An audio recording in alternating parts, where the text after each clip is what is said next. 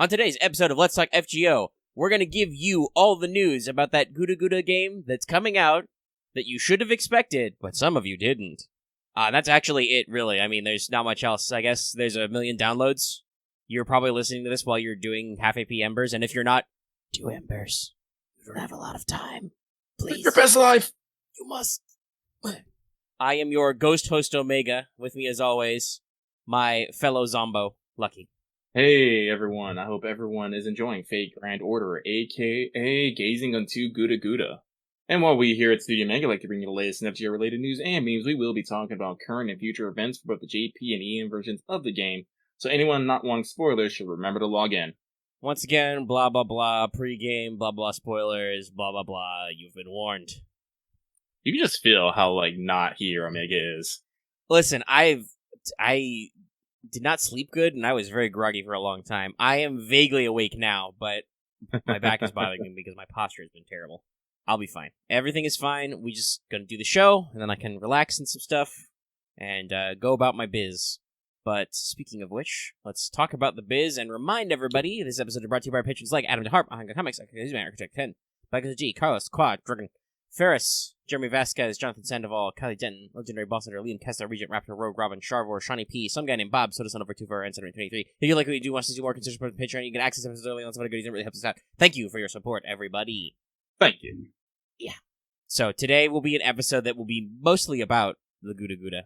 Mostly. I have cobbled together a pregame. We have news. JP has been completely stealth mode for the past week. Other than that, a lot of artists have been chiming in to, claim that they drew some sprites and stuff. Yeah, no, actually, I was actually surprised. I saw a lot of that today, in fact. Actually did some. I was like, oh, wow. But no banner. No banner. Little surprised. They might be stretching it out a little bit. Could be. I mean, plenty of people I think have probably hit the time gate, but who knows? We've got some weeks. Well, they'll figure it out. Speaking of weeks for things, let me check in with everybody's favorite Kawaii Mash really quick. Senpai, 起きてください. That's right, everybody. It's time for Wake the Fuck Up Senpai Records Pro Tips. My pro tip today is simple, other than, do half AP dailies, why aren't you? Anniversary news, July 3rd. Mark my words, save the date. Why do I say that? Well, Golly G Willikers, Gudaguda ends that day, and we know Aniplex has a panel about FGO, so that's when it'll happen. That's when the stuff will happen. Get ready. Buckle up. Be prepared. Be prepared. And that's when I was arrested by the Disney goons. Anyway, that's my pro tip, is to watch out. Watch the fuck out. Yeah. Okay, let's see. Let's just move right along. We did a 5-hour show last week. We don't need to prevaricate to waffle. Not really. We'll just check in with Records from the Throne really quick. This is technically a moving target, but as of literally the moment I'm recording, I have managed to protect Lakshmi by Smile. I'm working on many other things, but there's so many levels to do. Oh my gosh. And that's where we're at. I mean, we usually do very long shows when we do Lost Belts. We had a lot to talk about, too, because 4 was pretty good. Yeah. Not shocked. Though, funnily enough, to call back to my blah, blah, blah about spoilers, it is slightly astonishing what a little hypothetical game talk about a new JP event and a spoilers convo about a current event will lead people to leave very obvious spoilers in the comments. Like, that's okay. It's not okay, guys. I've removed your comments in case you're wondering where they went. That's not alright. This is a public forum. Don't do that, please. It's already bad enough when YouTubers make spoiler videos that people see. But alright, moving swiftly on. There's no notes from Lucky this week, so we'll just go into, did you finish your master mission? Lucky's been sick. Yeah. Lucky hasn't been putting much time into FGO. What Lucky did is he bought fucking Pretty Girls Klondike Solitaire and played that for several days and platinumed it. I don't know why I did it, but I did. Yeah, it's clearly your fevered mind. Anyway, to finish your master missions this week, you need to defeat 3 evil servants, defeat 3 good servants, defeat 15 heaven attribute enemies, defeat 15 earth attribute enemies, then defeat 20 enemies who are not servants or bosses, then defeat 40 enemies who are not servants or bosses.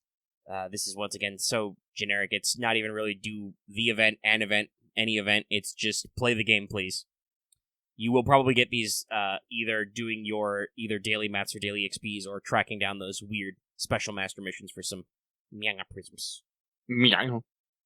Speaking of special master missions, let's roll right into the news. First up, 14 million downloads, as expected. Started the 16th, going to the 23rd. I thought about doing a news desk, but I decided not to. I was busy during the week. Had stuff to do. Log in for 5 days to get 10 of various things, ending with 10 tickets. Yay. Yay. During this time, half AP Embers. Half QP cost for enhancement on CEs and servants, and the double suck chance until the 23rd as well. Very Quite important. surprising this goes the whole thing. Double FP period. Very handy considering what's coming up soon. The present box has had its inventory increased to 350. For those of you who like to lotto hoard, that'll be good news. Also probably pretty decent for certain things coming out of, rolling gotchas and whatnot.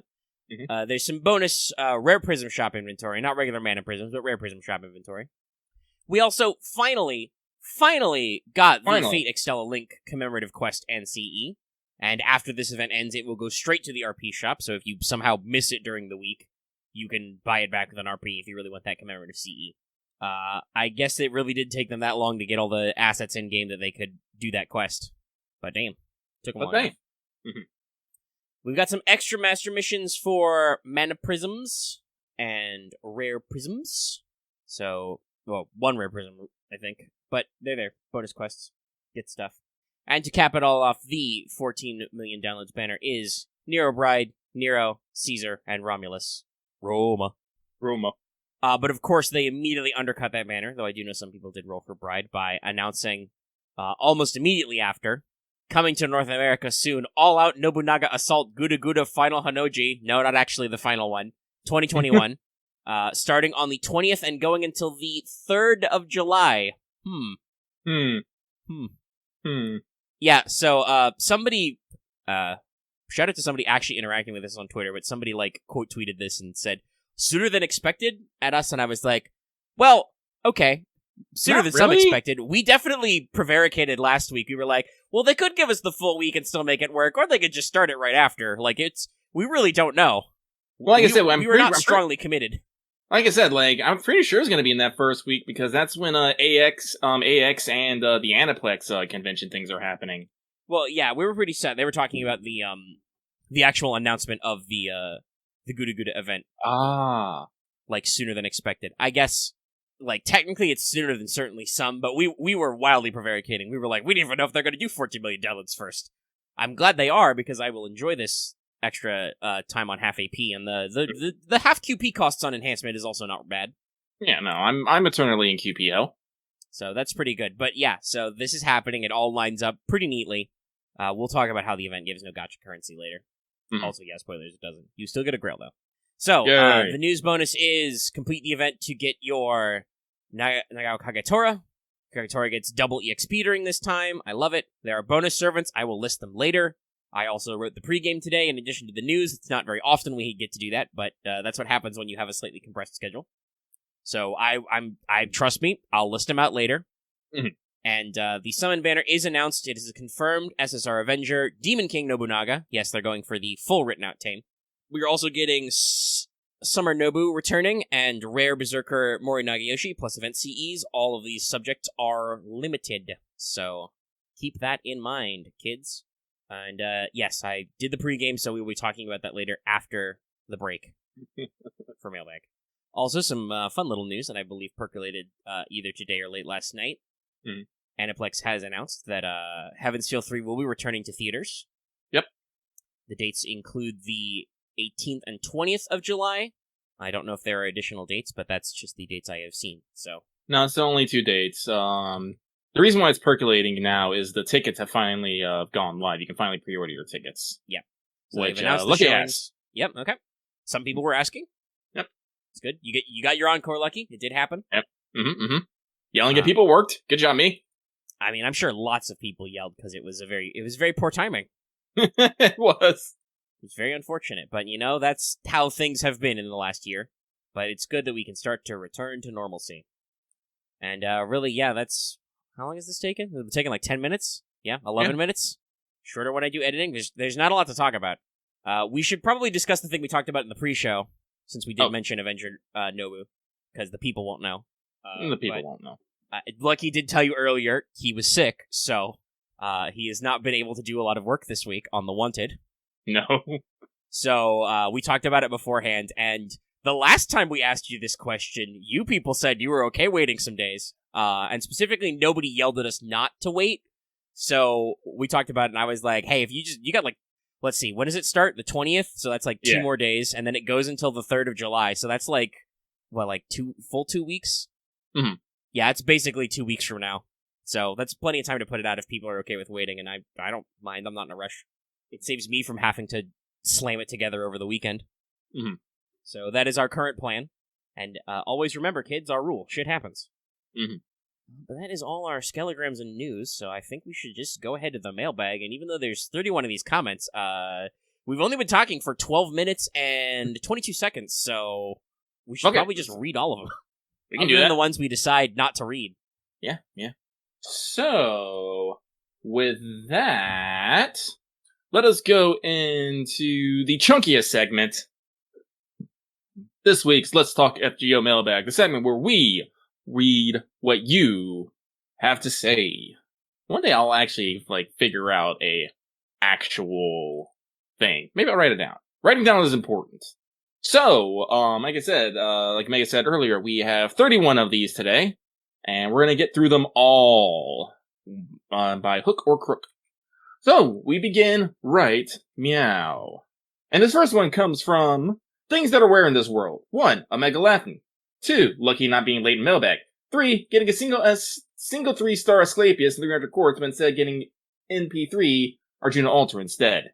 I have heard that people's luck in the Arjuna Bouncer has been the most wildest fucking trip ever. It's the power of the desire sensor. It really is. I managed to come away fairly well. I mean, I wouldn't have minded an Arjuna Altar, but I came away in that I didn't have to get excessively to get what I wanted. But I know some people have had an absolute slammer of a banner. Slammer of a banner. That's a fair phrase. We get to find out how my luck works out in about 2 days, though, guys. Mm-hmm. Yes. But they say, out of all the gacha games, or games in general, which one has the best story in your opinion? I'm someone who can't play games for a long time if the story are shit, or I don't like the story, like Genshin Impact. I need a good story to hold my attention, I'm curious in your opinion. Well, I will definitely say for my end, a good story is basically a requirement, is basically just a basic requirement, honestly. Yeah, we've talked about this before. Most gacha games don't have great gameplay loops. Some of them do, but most don't. They're designed to be played very casually, usually. And I'm literally doing the show and farming embers right now. That's how easy it is, you know? Mm-hmm. So, story really drives, I think, a lot of people to these games, and characters, obviously. Yeah. Now, like I said, not just because, I'm doing a show about it, but I do think FGO is probably still one of the best. Again, go back and look at the thumbnail of last week's show, and just, Mafia with just 9 stacks of printer paper. There's a lot of writing in here, and Nasu, for all his weirdness... Well, this is a great meme. I'm saving that one. Somebody's posted the Chad face meme, but put Nasu's little mushroom over it, and it says, and I quote, "Why, yes, I did just write several novels worth of story for a single story chapter in one mobile game." Yeah, no. And like I said, it's good. It's it has a lot of concepts, and while Nasu's kind of crazy, kind of a mad lad for Brian, it's I do enjoy the work. I really do. So I'm always excited. But to talk about other games, funnily enough, I do enjoy Arknights and Girls Frontline story, but they're pain. They're fucking pain. There is just sadness and depression, and no one is ever happy. I'm just God damn it. Yeah, that says something about, because they came from similar dev teams, that says something about what the developers are trying to say, or what their mood is like, that those are the games they've created. Mm-hmm. So, like I said, they're usually good writing, it's just that they're very depressing to me, and I'm just and while I don't mind dark stories, I usually need, levity in them to... I don't need, full-on comedic or, happy good times, but I need, brevity, levity, comedy, something to, balance it out. If it's just dark times... I think that's what ultimately killed Girls Frontline for me, which is just the fact that there was occasionally levity in events, but most of the time it was semi-serial. Arknights is a little bit better about, story release. Funny time chapter, story release, utter depression. it balances out those a little better. And in fact, so much so that I haven't even bothered catching up on the story because A, the game is hard, and B, it's very, very sad. But, yeah. So, like, games like that, and games like, I'm gonna put these in the same, but like not Arknights, Azure Lane and Genshin Impact have story, but like specifically in Azure Lane, the story's not in the fucking main story, as it were. It's in all the events, which are in, time-limited process. I'm just like... Yeah, they started to correct that with War Archives, but even then, the story writing of Azure Lane is all over the place. That's why the serious anime adaptation was also all over the place. It was so weird. Like, I fell off watching it because the animation was okay, but damn, it was weird. It was weird seeing everybody in the context of the story. It explained a fuck ton that wasn't very well explained in the actual game, but it was a bit jarring because it tried to actually put the context back on what was supposed to be happening in the story that you really forgot about because it wasn't focused. It's been a while since we both dipped into Genshin, but I do think that Genshin has a slightly better put together narrative style. That said, at least for the intro bits that I played, because I, played all of the first chapter, the Air one, when it came out. It's interesting. I liked it. I don't think it really been breaking any new ground, Yeah. It's very typical. There's some elements. Oh, there's a nation themed after each element. There's an element dude. There's bad element dudes. They're the cold ones. Who could have guessed? Stuff like that. I'm like, it's all right. At least it had a narrative, right, that was connected together. Other games, funny enough, Destiny Child actually has a pretty good story. But it's not the most best well-connected, I'll say. It kind of jumps all over the place, so you're never actually understanding where you are in the timeline, but the writing's good and actually interesting to read. It does seem to be, I think, in general, I don't necessarily want to say an issue, but definitely something that comes up with gacha games as well, because of the way they have to cycle through content a lot. You get a lot of disconnected story. Yeah. And you can see this in any game as a service type thing. Like, your primary things are you either have, like, big drops of story expansion style. Think, Destiny expansions, WoW expansions, right? Like, those kinds of things, right? You have big blobs of content, some of which usually cost you an extra chunk of change. And then that gives you a huge wealth of, like, well-put-together story content with a little bit of extra stuff you can play. And then when you don't have those expansions, you usually either have very, very small seasonal content, or you don't have any new content at all. Like, you're just doing the same things over again in the new maps and shit. Mm-hmm. Gacha games function on a similar premise, just usually smaller. Mm-hmm. And, it's really about the story, I think, that keeps all of us in. We based a show around FGO because we're huge nerds, and it was one of the most popular, but it does help that the story actually has gripped both of us, and we actually still give a shit. We would probably not still be doing the show if we did not like FGO's story. Yeah, but I think we spent enough time on that, so we should move on to the next one. Thank you very much. So this next one comes from Kyrie Eliasson, and then they put dots into it, so I guess it's Kyrie Son. I don't know. I don't know if this is a pronunciation guide. If it is, it's horrible. Yeah, I feel like there's way too many syllables. You don't usually... I and E syllables are not usually separate. Well, I'll give you a smiley. Eliasson?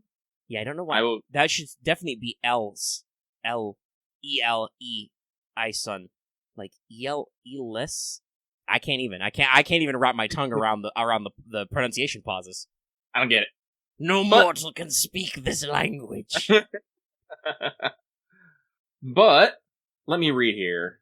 So they say, "Hello, Loki and Megan. My question today is about what do you think will be a better combination? Would it be combining Eternal Arms Master and Gate of Babylon, or would it be Eternal Arms Master and Limited Blade Works? Would it be better to have stupidly enormous inventory of items to call when needed, or to have the ability to call as many weapons you can muster and you don't care if they break?" Whichever one the writer thinks is better. And why did you add Eternal Arms Mastery to both of these? Well, I think that's the question. It's the classic anime dick measuring. What's better, Lancelot's Eternal Arms Mastery with Gate of Babylon, or with Unlimited Blade Works, which, by the way, is missing a D.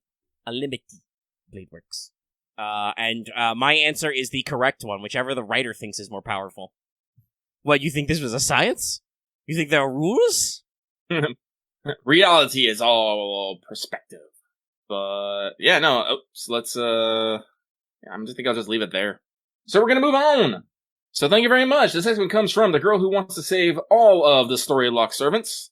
They say, what was the servant that got away? You've tried to summon them, but nothing seemed to work out. Hopefully the topic doesn't depress you too much, otherwise have a good day, guys. So I think the one that has probably caused me the most suffering at this moment is, MHX Alter. I've tried every single fucking time. Every single fucking time.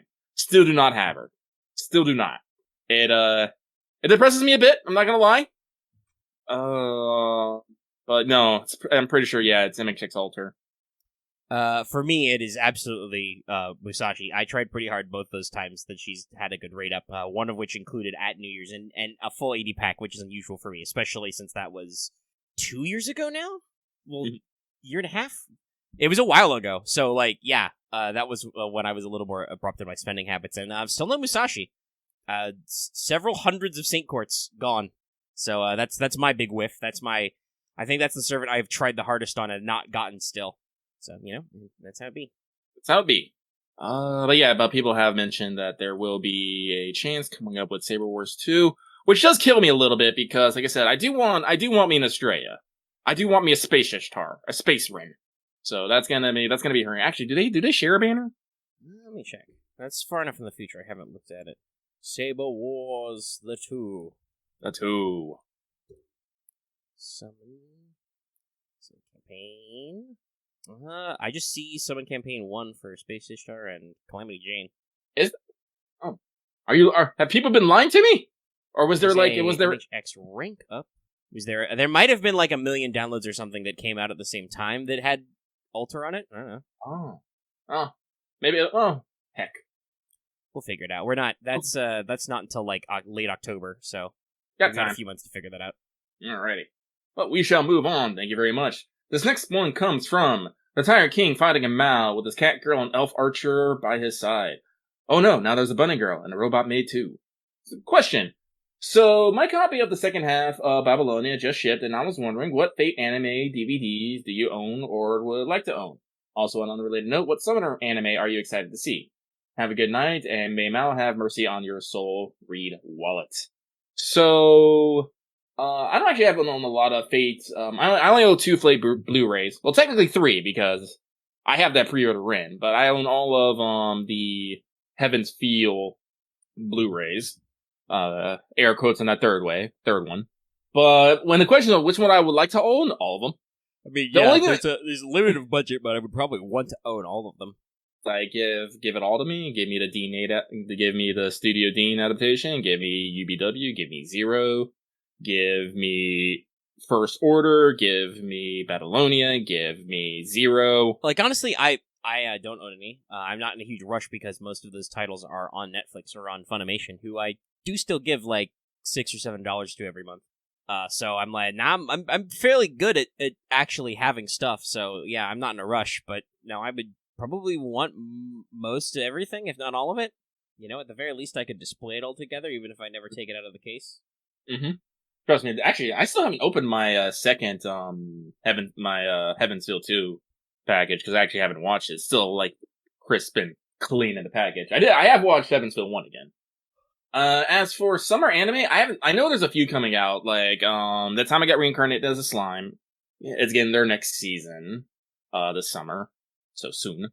I don't know, like, actually, I haven't actually checked. I know there's been things that have been popping up in and out, but I haven't actually, like, necessarily nailed down a list. But that's something that's probably talk about tomorrow on What's Up. So, check out the What's Up stream for the full answer to that. Excuse me.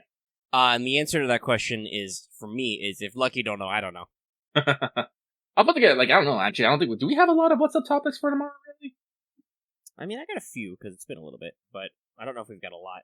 Yeah, no, maybe I'll put together I'll go do some research, put together a list. So, we shall move on then. This next one comes from your local husbando meteorologist, keeper of the drought logs. That is a name. But they say, question, We are currently experiencing the longest Husbando drought to date. This record-breaking drought has only been exceeded by the one that broke with the Indian Lost Belt.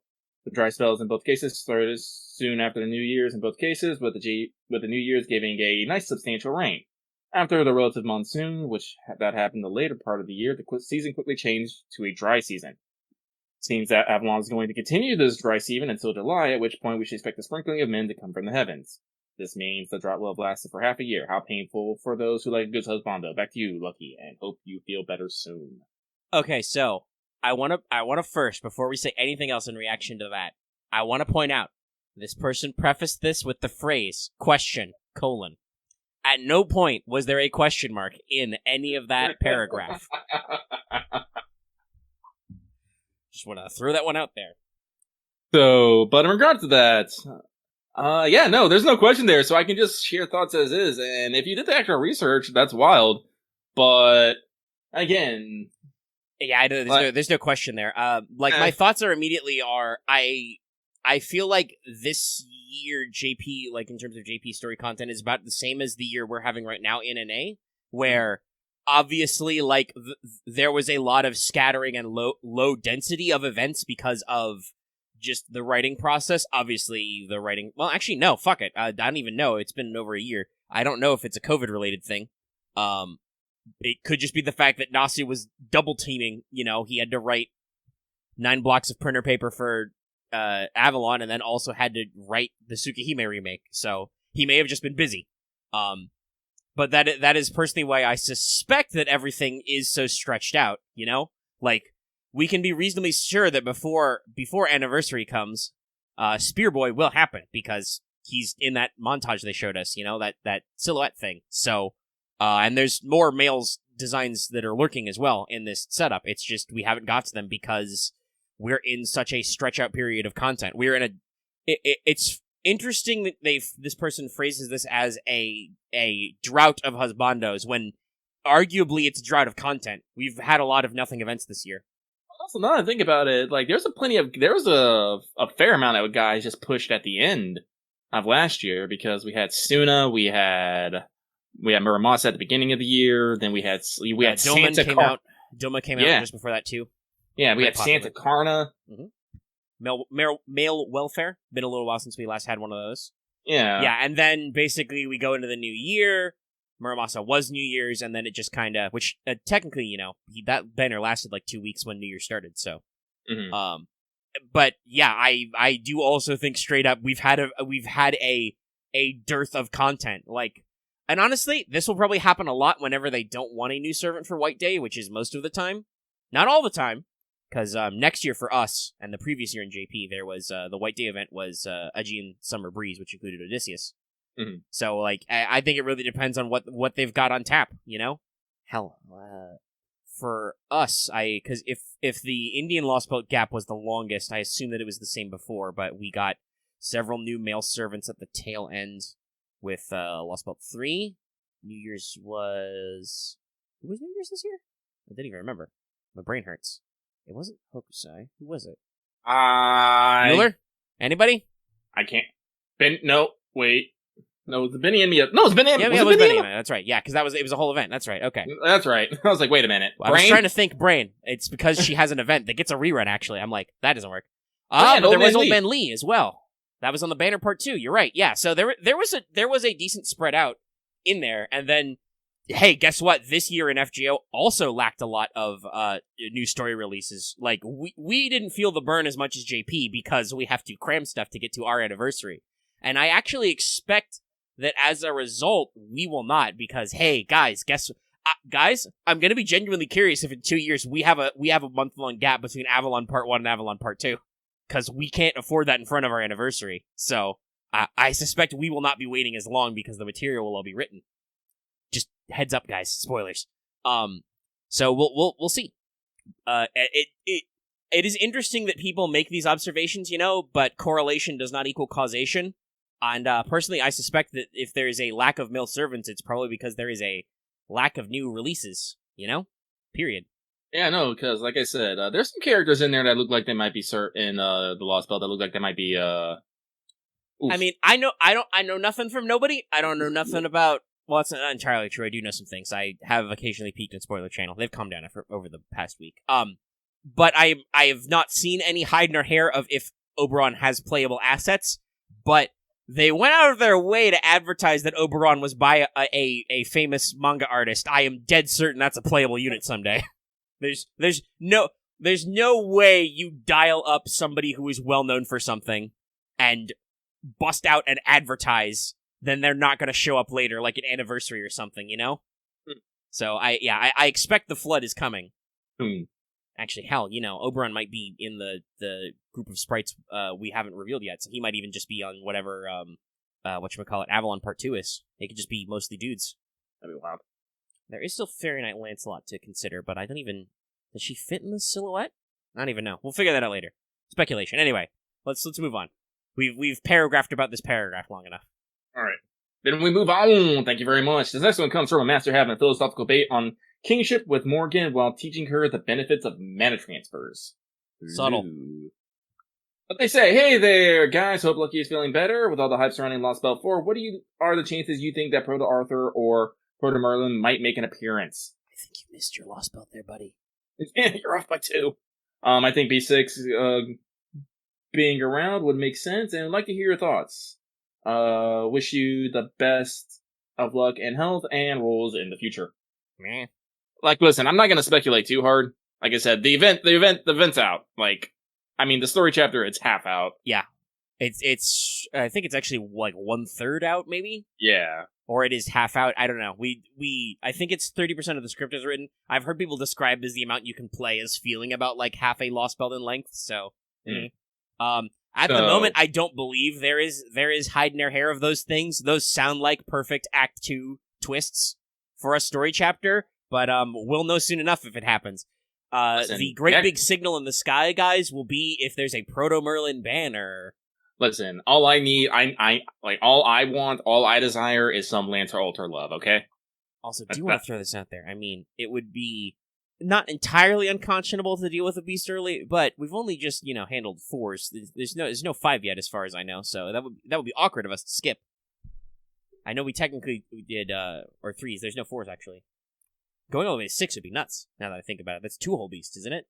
Because we technically dealt with 4 with Foe, and that was before 3s, but that was also very wishy-washy. We've talked about this. There's no rule saying that there can't be a different Beast 4, And then we'd be completely skipping 5 to go to 6. That's a lot of skips, guys. Well, technically, with Beast, technically while Beast 1 appeared, we technically defeated Beast 2 before Beast 1. That's true. They did, however, retroactively cotton in there that we'd been basically fighting Beast 1 the whole time. But it is true that we did not know that. We didn't know about the concepts of Beast, and who the fuck didn't know. And then we have 3L and 3R. We fought 2 halves at Beast at completely different fucking times. So true. I guess it could happen. I just do feel like that's skipping in line a lot. But you never know. We never know. There's some stuff. Like I said, you'll figure it out when banners happen. Yeah. Unfortunately, like I said, I do like speculating as much as the next person, but I usually like speculating when it's far off. It's no, it's in a couple weeks that people are just gonna fucking know. And because I'm not even gonna have to be in spoiler chat, I'm just gonna have to be on Twitter tangentially, and I will fucking know. I mean, I don't necessarily want to say it, so people, but I will caution people if they haven't gotten side blasted already. Wad Arco out here tweeting sprites. Yeah, no, I saw that, and I was like, some of which are story spoilers. How dare? Wad Arco, I love you, but how dare? She's just happy her work is out there. So yeah, no, it'll just happen when stuff happens. Mm-hmm. So let's keep going. This next one comes from King of Apples, who makes all his lucky pulls by just mumbling, "There's no way it's gonna hit him." That is fair. That is a power. That's the same level of gonna see something stupid happen because some guy says, "Hey, check this out." It's the same level. A powerful curse. So, I do not have a bleep button for this, and this upsets me a little bit. Question. Barrel's just a fucking fairy, right? I mean, pointed ears, Moto Herber, lives in Magic Arthurian Legend Lost Belt. So explain to me how a being from the first side of the world is just casually walking around. Eh. I mean, I have a quick answer. I don't know, but Well, okay, so this is 100% a fucking guess. So, like, no one at me, but he could just be a fucking changeling. I don't know. I mean, That is a big... like, I don't know how much he's actually even in the story, because Yeah. we don't read Moonspeak, so I can't answer your question. We don't know if that's true. He could be anything. Yeah. But, don't like... explain things in chat. That's not an opportunity for you to, like, actually be in chat. This is just, like, a straight up, like, we don't fucking know. I don't know, I just made a guess. Like, this person is phrasing the question as the, like, they're guessing, but they're questioning. Yeah. I'm not entirely sure what being a murder hobo has to do with being a fairy, especially in the Natsuverse, but I guess it is. We'll find out later. Like I said, fairies just live on very different rules than humans, and just usually, unfortunately, those rules make no goddamn sense. They might end up with you dead. Listen, don't talk back to fairies. Just don't. Yeah, but it's Yeah. You're asking me to confirm or deny story spoilers, and my answer is I don't know. I don't know. I have a guess. I don't have magic Japanese reading powers. That's right. Reading Moonspeak is clearly a magical power. I just have predicting the future powers. I also have a side glancing at patron chat just in case anybody breaks my rule in front of my face. But that is that. So we move on. This next one comes from Dave, Senor Salvador. Let's see here. They say, are there any skills that you'd like to see on a Mysticode? I hope that we get one with a target skill one day. Target? Like a taunt? I guess. That is not, well, does it call it target focus? It's still not, target's not the best verb in that sentence to use, but I assume it's a taunt. That's all I'm assuming. Focus target? Yeah, I guess I don't think we have a taunt yet. That might be a little broken, but that could be cool. We've definitely got this question before. I'm trying to remember if I answered it anything. Oh, yes, I did, actually. I know what I said I wanted. I wanted, BB's Faceless Moon skill with a Mystic Code. Card lock? Yeah, just lock the cards for a few turns. Much like how, we've had Shuffle forever, and then, Bunny Artoria later will get the ability to shuffle. I guess, like, in, recognition of, Artoria, I just, fucking, 3 skills that let you just turn all the cards into a type of card.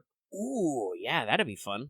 I was like, all these cards, now they're art cards. Yeah, you would still have to put that buff on a servant, but you could be like, oh, hey, you've got 3 cards this turn. This turn, all your cards are arts cards. It would probably have to be 1 turn to make it fair, but I don't know. You could work with that. We're doing interesting and new things with the mechanics, so I'd love to see those on Mystic Codes with more flexibility, since I do believe that well, okay, technically Artaria is the only one who makes all her cards Buster, but we have 2 servants now who can change their NP card type, so yeah. It would probably have to be normal command cards, not NP cards. That would probably get too weird for the game mechanics, you know? Oh, yeah. But, like, imagine if you could just make a Gorilla's cards all arts. They'd still probably suck, but we can try, damn it. Well, like, and then, like, on the opposite, making, like, I don't know, maybe a caster who maybe, like, has a fucking, 3 arts card, but a fucking Buster NP. Be all like, no, it is now time for damage. It'd be fun. Yeah. Again, I think it would add a lot more flexibility to the game. Or yeah, give Abby all Buster. That's terrifying. Abby would love that because of her caster deck does not help. Abby, I love you, baby child, but those tentacles are limp and noodly. You're tickling the enemies to death when you're not, yeeting them into space. Yeeting them into space usually works. Oh, yeah. But let's move on. Mm-hmm. So thank you very much for that. Big thoughts there. This next one comes from Mahaprayala. I think I said that right. The Sword My SQ. That reminds me, I do need to actually probably put the fucking "we do not speak good" disclaimer in the beginning. Somewhere. But later. We'll work it out. I just gave up in Wonder Arjuna Altar. I was, instead of trying to say Mahabharata over and over again, I just had Google say it for me because I'm like, I give up. I don't think I can keep my pronunciation of this word consistent. Sorry, literally every time I needed to say it, I pushed the button for Google to say it instead. That sounds amazing. I got a couple chuckles. Ah. If you want some more chuckles also, by the way, not to cross-promote, but we are having a FAF show. So I did a thing I threatened to do in Progression this week where we talked a little bit long at the end because we had a period where we removed banned cards from our ban list. We talked for like 20 minutes about that, so I did speed that up to 1.5 speed. We do all sound like chipmunks, so have fun. It's the last 10 minutes or so. Great. Right. But That's giving me another April Fool's. I should do that one week if we have an April Fool's lineup or something for Let's Tech FGO. Just put us at like 1.5 speed or double speed or something. Release it as a yoke. Anyway, That'd be yes. pretty good. This person, they have a question. This person, they have a question and statement. They say, after grinding for a few hours, I was able to get enough SQ to roll for Arjuna Altar and got him. I was wondering if something similar happened to either you, where you grind out SQ to do a roll and get the servant you wanted. So, realist talk, I don't fucking know. I really don't. I gotta be honest, I'm trying to think. I don't know either. I don't remember. Like, I roll a lot, and for various reasons, but also I don't necessarily grind out my free quests and stuff that much. Like, I've been getting better about it. I'm slowly working on it. I'm getting there, but I'm still back in Agartha for my, I've got some free quests left. Somehow in my complete lunacy, I slam jammed all of the free quests in Lost Belt 3, presumably because I was, 1, worried about St. Corton, 2, needed materials. But yeah, I've been slowly working through my Lost Belt free quests. I've got a few left. If, maybe if the mouse situation doesn't go anywhere because I can't trust the event to give me anything, I'll take a detour. Like I said, I already broke my rule, so I'm gonna do like 180 pack for Mao, and after that, I'm like, no, I'm done. I'm heckin' done. But yeah, other than that, like, yeah, I'm just trying to slowly grind it, because summer be coming. Summer be coming. And Annie. Jesus. Yeah, that's gonna be interesting. Also, by the way, guys, spoilers, if you want a super cool wanted out of that anniversary, that's not gonna happen. The first half of the show will be, wait a minute, I already did this. I already did this with the regular Da Vinci. If you want to know what's up, play the Lost Belt Prologue. Goodbye. Anyway, Arts Loops. Arts Loops! Loop doors. Goodbye. Can I get away with like a 5-minute wanted?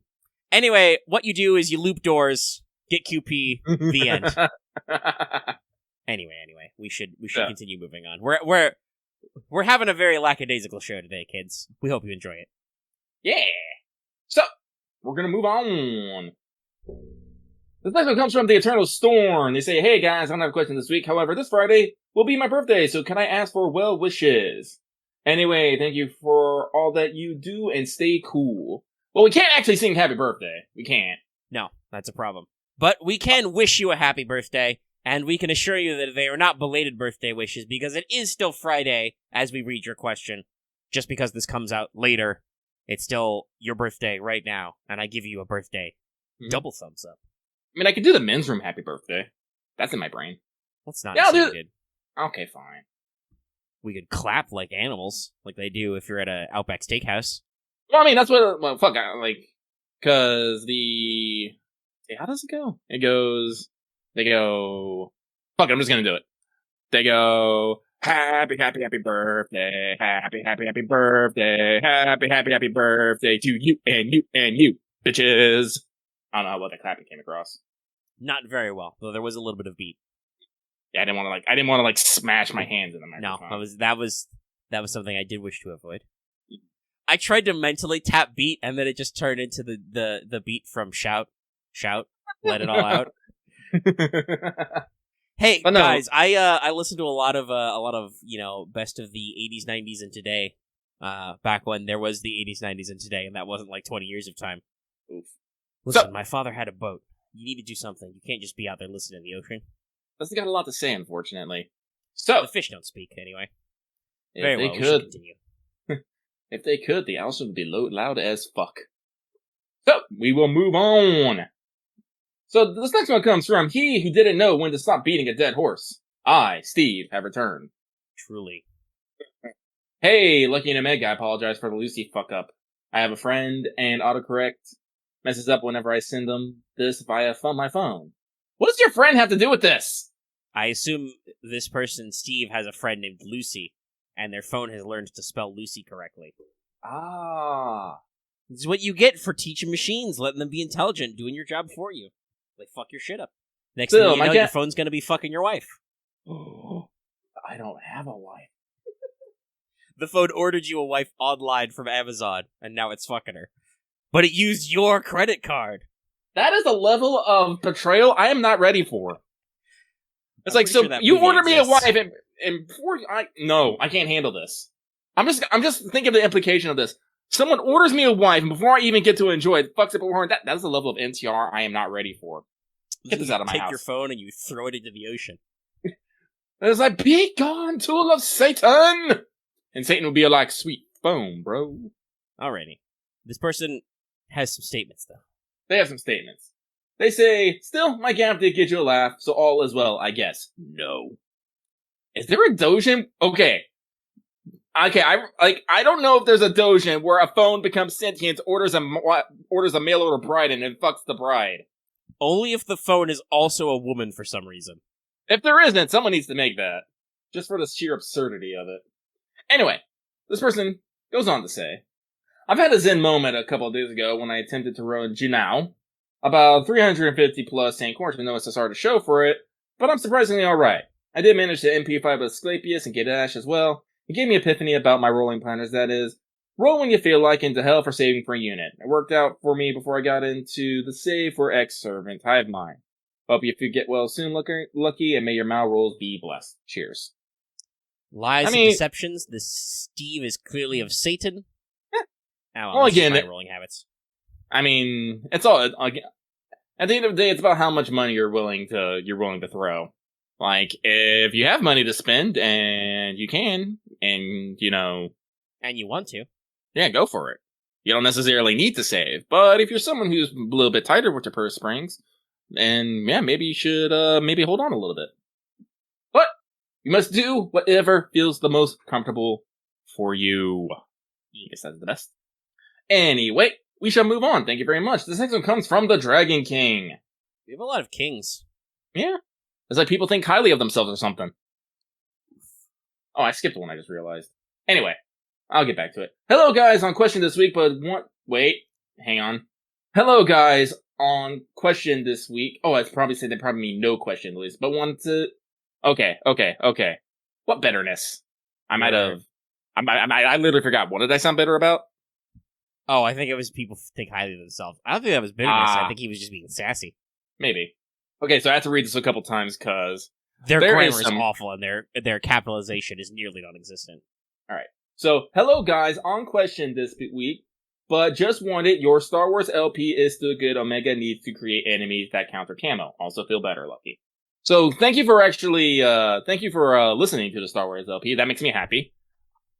We get almost no engagement nor views. Yes, Axe, you're being called out because you're a murder machine. I mean, you should feel called out. I don't think that any of that was rude, other than perhaps the fact that some of that wasn't capitalized, but maybe it should be. But we had a very long conversation the other day about gaming habits while I was in the progression dungeon testing decks. Because we were all together for like 6 hours, I think. That's a lot of time. Listen, I had to do some science. I'll talk about that on WhatsApp. I have a color-coded spreadsheet. Wow, spreadsheets are involved. But yeah, no, I'm enjoying the Star Wars LP, but I'm not gonna start to lie. Like I said, I'm starting to Jones for that Genesis. But we shall see where it goes from there. Maybe we can do some better promotion on the Genesis and maybe gets maybe a stronger. I mean, we do have a bigger audience now. I'm sure, even though it's Roman numeral not numbered, people don't tune into the Star Wars AP because we are 73 episodes deep. It's great though if you're farming dailies. Go back, just catch up. It's fine. But new stuff may attract new people. You never know. I do actually think that we got a larger viewer base out of our brief stint in the Sprawl. That could be because we have an audience. It's just that they don't want to jump in, to something so deep and so long running. Also, Axe, yes, if you talk like that, no, I'm not gonna care.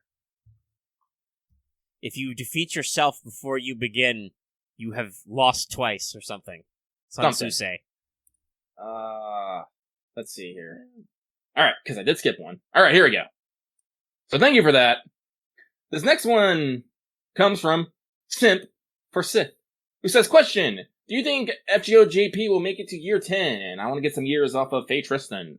I do believe so. I think didn't they say they have a 10-year plan? Yes, or a 7-year plan? I do believe last year when it came up, Nissan did say that they have a plan for at least 10 years of content. At 5th Annie, he said we can go for 5 more years. Yeah. And not like we'll be dead in 5 years kind of a thing, but like, no, we got a plan for at least 5 years. I don't know if the app will hold up indefinitely, but they've got the content plan. But everyone remember, this will eventually one day end. Get your Mono no Awate in there. So, Man, I guess that's a short one, so let's move on! This next one comes from Julian God, who says, after all these years, where would you say NP Excalibur, Fate Stay Night, Vanilla Excalibur lies on the power scale of all NPs in regards to destructive power? Is it still powerful, or have other NPs demonstrated better combat capability? Excuse me. I mean, it's still powerful. It's still an A-rank anti-fortress noble phantasm. I don't know what you want from me. Yeah. I mean, is it A-rank? Like, here's the thing. Yes, there are some very destructive ones. We've seen similar big destructive swords. We've seen a couple of other, big boy threats like Wasabi Shakti's very, very splashy. But hey, we also, very few Noble Phantasm displays are actually shown on screen. So, they're not narrative topics. And as we talked about in that earlier question, narrative matters. That's the only thing that matters. Why are we getting all these weird technical questions about the lore mechanics? Oh, maybe maybe because people have been doing story and been looking at things happening and stuff. I guess. I mean, think about fucking Lost Belt, Lost Belt 4 and just, all, it was an action anime, so everyone's firing off NPs, there's lasers going everywhere, things are exploding, Mm-hmm. so it might be on people's mind. But, for my part, it's just look at the type and then look at its rank. The higher the rank, the higher the rank and higher the type, there's your destructive scale. Best thing I can say. Mm-hmm. So, thank you. This next one comes from Moon is currently crying over the new chapter of YTTD. Time of this game always knows how to torture your whole heart for getting attached to anyone. YTTD. Apparently, there is a game called Your Turn to Die. Ah. Or is it a manga? No, it's a video game. Okay. I've never heard of this and have no knowledge, so you have fun with that? Also, real talk, if it's actually called Your Turn to Die, why are you getting attached to anybody? It sounds like they're probably gonna die! Just saying. It does sound like it's in the title. Yeah. I think the Japanese title is Kimi ga Shinda or something. It's very literal. Anyway, yeah, that's what I googled it. Anyway, question. Hey there, Lucky Nameka. Who do you plan to pick with the free SSR ticket next year? I'm still very conflicted myself. Anyways, have a great day. Mine is actually pretty simple, because I think I only can pick, because even though some people were giving me the side-eye for it, I was going to pick a Tamamo for more Tama MP, but since I have an MP5 Tamamo, and I did get fucking, Ganesha, I'm getting me a Bradamante. I do believe this has been asked recently, yes, but I don't remember if it was a mailbag question or not. We may have just brought it up. Mm-hmm. For me personally, my answer is still the same as last week. If after 5 years there's no Tamamo, I will get the Tamago. Tamago! Cause it's been 5 years, cuz. You say Tamago, which just means egg, so now I'm just imagining an egg and a blue kimono and fox ears and there's that edit somewhere, because if you feed Tamamo's name in kanji into Google Translate, I believe it renders it as before the Tamago. There is absolutely a weird egg Tamamo meme out there somewhere. Tamago no mai. But yeah, nope, but that's that. So let's keep moving! Thank you very much. This next one comes from Dog Person or Cat Person. Egg. People got it. Question. When we battle Asclepius, he said, perhaps that attitude is what I really need to treat. And Arjuna said something like, I couldn't turn the plane upon myself when he loses. And Lost Belt 3, QSH says, very well, we shall stake that trust in you. Is it reasonable or realistic for others to change their thinking after conflict, or is that kind of a writing device or plot tool / trope? Yes and no? Yeah, I mean, okay, so, in writing, yes. Conflicts usually get resolved a lot cleaner than in real life, because that's how stories work. They're usually a lot cleaner than in real life. They're, supposed to be interesting and stuff, and they get to the point. But I mean, if you have to ask that question, yeah. Like there are times when you won't change people's opinions just by arguing with them, but especially in the sense that, while fantastical, most of our conflicts are violent confrontations. Yes, people do actually, sometimes after some serious fighting, do actually go, gosh, that was a lot of hard work you're putting in. I want to see your side of it, humans come to an understanding through shared thoughts and feelings, which can include, suffering. That develops empathy when people can share each other's experiences. So, when you have a moment of shared hardship, you can actually, like, build rapport with people and go, okay, I understand you. Another way to think of it is, usually when someone gets their shit kicked in, they usually have to ask, why did this just fucking happen? That's another very common reason, is if somebody shows up to your place and overthrows you from your castle, you might have to wonder, what did I do wrong? Mm. You know, sudden paradigm shifts also cause people to have introspection. So yeah, it works both ways. Basically, through combined hardship, you can grow to understand people, and then through hardship of your own or sudden paradigm shift, doesn't even have to be hard, you can be like, what's going on here? Mm-hmm. Like, some people just have no self-reflection, and some people have too much self-reflection, but there's a happy middle ground for realistic human beings that is not just writing tropes. Yeah. But I will also say, there are just people who will just stubbornly stick to their fucking guns for no absolute goddamn reason, for whatever reason. Ugh. Don't argue with people on the internet. Never argue with people on the internet. If you cannot argue with something and threaten them with violence, you're probably not going to change their goddamn mind. Like, usually, that's the weirdest thing. Usually, if I'm having a discussion with someone in person, usually we're constructive. When we put screens in front of us, it doesn't happen. It just doesn't happen. I don't even think literally you need to be able to threaten with violence. Like, let's not necessarily take that out of context, but just the idea that you're talking to another person who's right the fuck there usually makes people behave and think differently. Yeah. The screen really does add an invisible barrier of safety where people are just like, well, what's he gonna do? He's behind a screen. Like, you don't even have to be literally violent. Just, you could be like, you know, body language, everything. Humans are complex. We'll probably learn in like 20 years that we've actually, you know, completely fuckled our communication by having only digital or something. When we get into full body capture VR or whatever. It's also actually, we're saying, like, body language and non-vocal gestures is a thing. Like, you can actually feel how, like, earnest and persuasive someone is by how they deliver it, rather than usually, like, in text. Shoot, Axe, you see this, you know this. Like, I'm pretty persuasive, as I am, and just because usually I use my volume and, you know, my forceful personality to get shit done. Mm-hmm. But, like, when it's through text, it doesn't give off the exact same vibe. Yeah, Axe also knows about the vibes because he, not to be mean, Axe, but you've been called up this today already. You will try to make the funny, but your verbiage is not always inherently funny. Sometimes it just sounds like you're, you know, causing a snit, which happens to plenty of people on the internet. Plenty of people have a problem where they think they're being funny, but their text is not necessarily conveying funny. Because, guys, actually, what I was going to bring up was, since we were talking about writing tropes, this is a complex aspect of writing that is very important, conveying your body language and subtle communication and inner thoughts and stuff. This is one of the good reasons. This is one of the good things of show versus tell.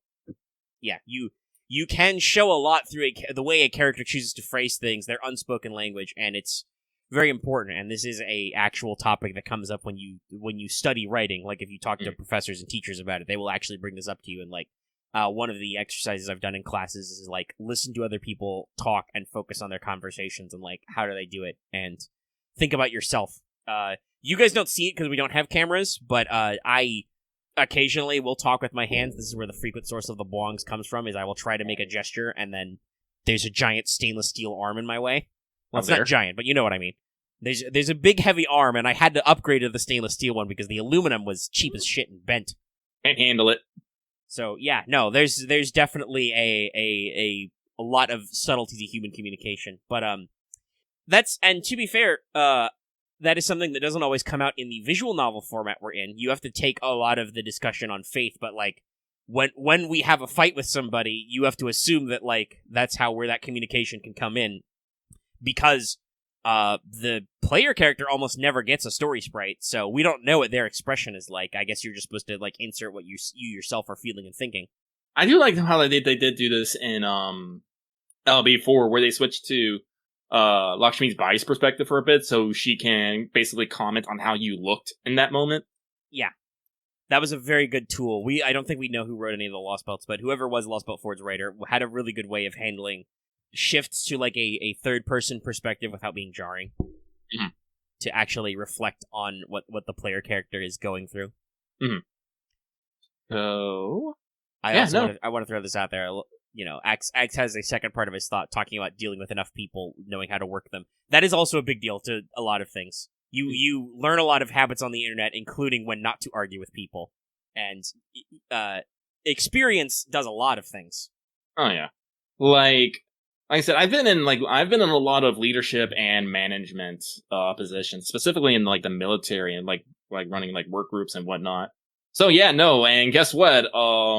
When you have to deal with a bunch of people who are high on America and maybe not on sense, you have to do a lot of yelling and a lot of micromanaging. It's not exactly the same, and my quote-unquote management style isn't the same, because y'all should know from the Discord and the thing, I'm actually very hands-off because I don't like the stress, but I'm not afraid to do the metaphorical put on my daddy pants if I have to. Mhm. But this is literally why every college will make you do group projects at some point, because you have to learn how to deal with people, some of whom will not always do their fair share, and sometimes you have to yell at people. And I will admit, it's a lot easier when you go to a physical class and you can be like, "Hey, buddy, where's your part of the project? Did You're you here do every it? week, same as me. What's going on?" So yeah, no.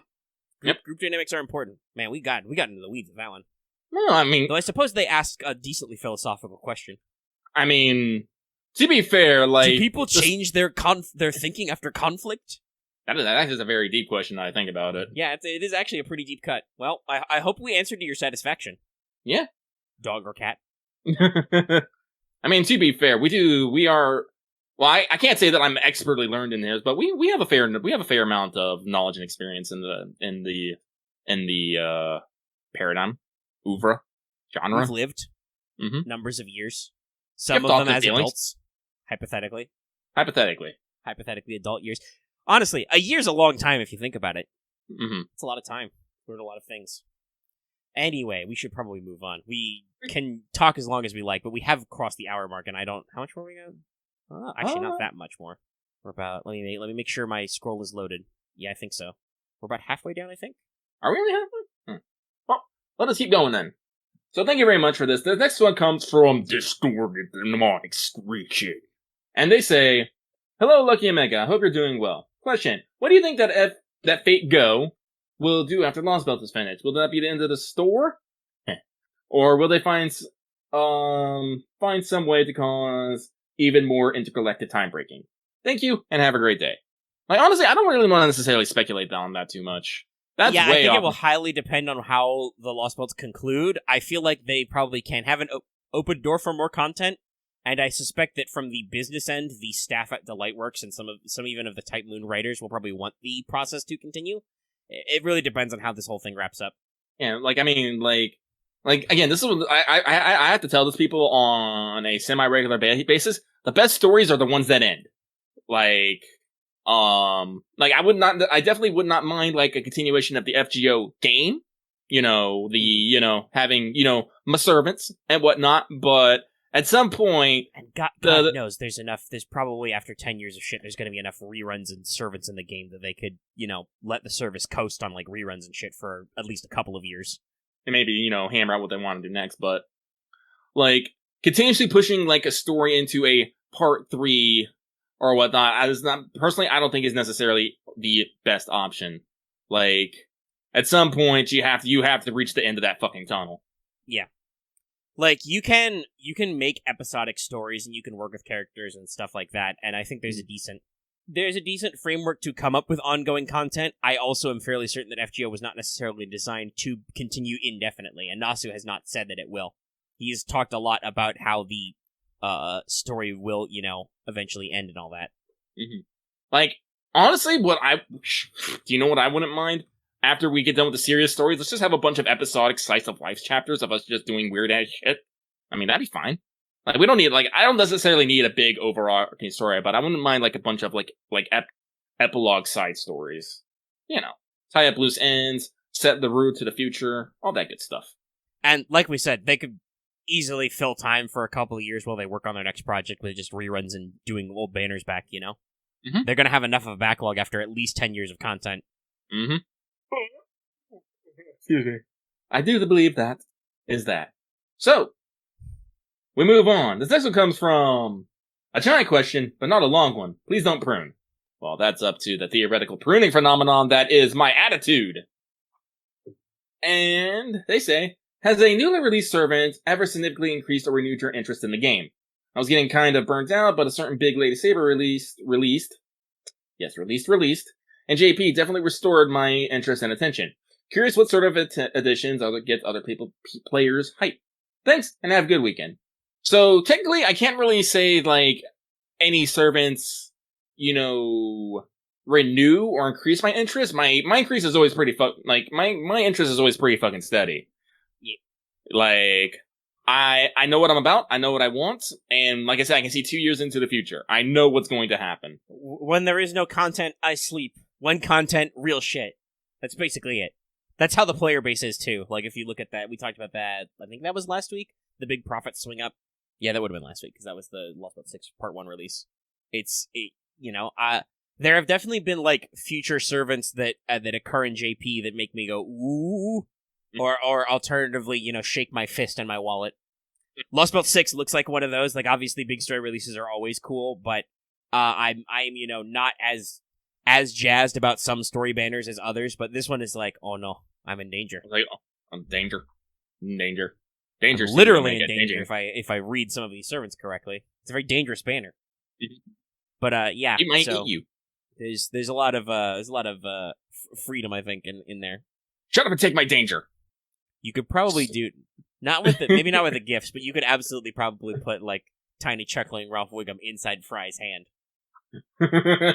Shut up and take my danger. We are multi-level memeing up in here. Mm-hmm. But like Omega said, like when event ain't happening in FGO, it's like I still try to log in. Listen, I'm horrible about logging in. Just in general, I'm horrible about it. What is time? What is space? But like anytime there's a story chapter or event, I'm like, I'm there. Not so much on reruns. Usually because I do all of it on the first pass, and on the second one, I'm just like, I've already done this. Also, gotta be real, sometimes reruns aren't worth it. Looking at you, Gudaguda 3. Okay. Did not have the time for that shit. Yeah, sounding from the way this person's question is, feel free for you all out there to leave your response in the comments. Have you ever lulled on FGO and come back, and what spurred your interest? Is it just the humble new story release, or is it something more than that? Specific servants, that kind of stuff. Mm-hmm. We shall move on. This next one comes from Secret Casino King Bun Bun, who sends sending more well wishes. Hope you're feeling better, Lucky. I am super appreciative of everyone sending me well wishes. I guess I should talk about all this. I am better. Like I said, I've just been really, really stressed. There are situations happening in the household which are not to my approval. And unfortunately, it is not a problem that I can solve. I do try to tell people, if you have a problem and you can do something about it, do it. And don't worry about it. And if you can't do anything about it, don't. But it's simply hypocritical of me, because while if I could do something, I would. The fact that I can't do anything about this problem still irks me. It's frustrating. The healthier attitude is to be a Zen monk and just discard it when you can't change stuff. But that's doesn't... really hard. I'm sure it's not the same thing, but this is a realization I've come to, doing our progression tournament thing with people, where like, hey, I've been on a little bit of a losing streak, guys. My losses are now as big as Dallas, who was also on a losing streak for a long time. He's sorted it out, but like I've certainly fallen over the past couple of months, and I'm like, it is kind of frustrating. I put a lot of effort into these decks, and I have been losing a lot over the weeks, and I want to be better. And we're changing some stuff up in a couple of episodes, so I'm excited for the changes. But it's just the virtual version of a children's card game, So like I should just let it all go, but at the same time, it is still frustrating in the moment. You get frustrated. You wish you could do something, and you can't. You probably were most welcomed by everybody when you did lose. It's true. That happens. I'm sorry, Axe. Your win rate is so huge. It's gonna be a little while before you're down in the heat with the rest of us. But yeah, like it's the important thing is, I think somebody said in chat, is that just in general that you don't hold on forever. You can let go at some point. But yeah, it's people have frustrations. That's why we have, catharsis and stuff. What were we talking about again? Oh, people were asking if you felt better. Yeah, no, people give me a lot of well wishes, so I did want to talk about it. So yeah, no.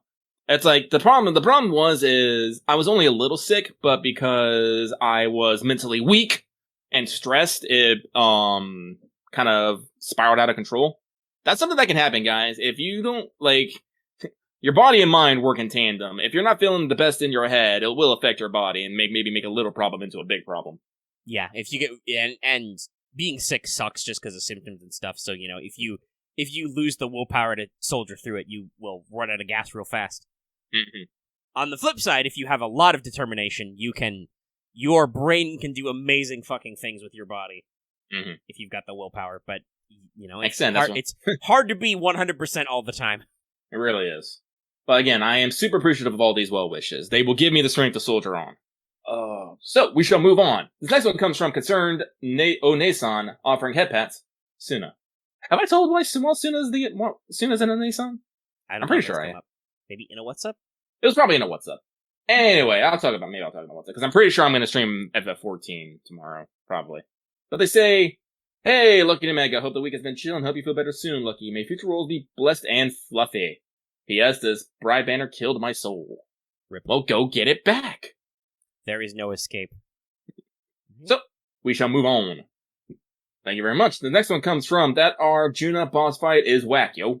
They say, question, do you think that the Master of Chaldea's random sleepscape is just a story gimmick, or is it his innate and magical ability? He popped up in the void to the surprise of Saber Shiki, as well as to meet Oki to altar.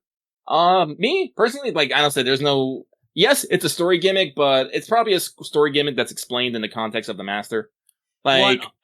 It is known, it has been known since Fate Stay Night, that Masters and servants share dreams. Mm-hmm. I think this is just an extension of that as a storytelling thing, where because you're contracted to so many servants, sometimes your dreamscape's a little weird. Mm-hmm. Like I said, your one strength is that you can literally connect to all these servants. So yeah, no, there might be some crossing of the wires there, but I think that's all we really need to say on that. So let us move on. This next one comes from No Alias. Head too empty to think of one. That's fair. I won't knock it. Head empty, no alias. They say, hey there, Star Catchers, Omega and Lucky. Hope the week has been alright to y'all. Mine is all work, and once again, work. Anyway, no questions this week, just wishing you luck in the future. Now I go back to simp for Morgan, cause by God, she's hot. Yes. Yes, she is. You gotta get that paper. Gotta get that paper, gonna get that queen. I don't think it's picking up at all. I'm making my hand, the money rubbing gesture, but it is not making enough noise. We all just do charades for a little bit. Eventually, we'll have a studio space where we can run a webcam for this shit. Hopefully. Oh. If I did it right now, it wouldn't be good. All you would see is you'd see all my nerdy posters, like my Hogwarts poster and my kick-ass, 80s dragon poster and my fucking door. That's what you'd see right now from my computer desk. You can see how much of a mess my bed is. Anyway, we also wish you well and hope that you do not have to do quite as much work in the future. So clearly what we need to do is we need to pull the Grand Hamster, and we just need to get green screens. I mean, I could probably get a green sheet. I would need to figure out how to chroma key, but once we do that, it's easy. Thoughts for later. Actually, I guess I could probably... Well, I don't know. I've got my entertainment center. I could throw up a literal green screen behind me, but I don't know how the framing would be. That would require money and investment and planning, and I don't know where... My parents are once again talking about moving sometime this year, so I don't think it's worth it to do any big remodeling of my space. I have to move all this crap later anyway. It always has to be moved. It's many, many years before you find a house you'll die in. Didn't you guys put a lot of work into your current house, though? Yeah, well, that's every house. I could... Maybe on What's Up I will tell my many stories of years of home renovation. That's just... It's really how my dad is, but that's just how my family is. We're a home renovator family. My parents have always loved this old house and shit. So, with that, we shall move on. This next one comes from, I only remembered that I forgot what I should remember. They say, hey y'all, so last week's batch of new servants that we'll all be rolling for, it seems. Yes, we will. Is there anyone that they can drop in the upcoming banner that will make a bigger priority than the Morgan banner? Add Shingi Sufi respectively, or are we going with a no, we're just going in all the way mentality? Godspeed on the Malnobu banner. So, no spoilers, but someone popped up that I was like, oh no. Hypothetically, I personally think, based on the silhouettes and story sprites, the probable contents of Banner Part 2 for myself will not make me freak out and want to not go ham on Morgan. But I don't want to say that it's not possible. But yes, based on my current thoughts and feelings, I think not, but you truly never know. Yeah. Like I said, there's a lot of sprites in there, and not a lot of confirmation or whatnot if they're going to be on banners. Well, yeah, that's true. That's if there aren't several banners. We don't know how many banners there are yet. There could be 3. They've done that before. I like. There is also though the obvious question mark. You never know. Fairy Knight Lancelot could be cute. We could have the oh god she's hot moment. Mm-hmm. Though I gotta say, nothing I think will be quite as astounding as Fairy Knight Gawain, who is huge. Thank you, Melon. Thank you.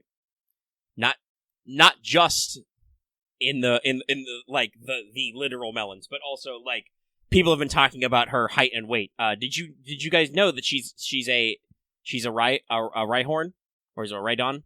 Yeah, I think it's a Rhydon, the evolved form. Like literally, her height and weight are the exact same as the Pokemon Rhydon. That's great. Also, by the way, Pokemon lore is fucking weird.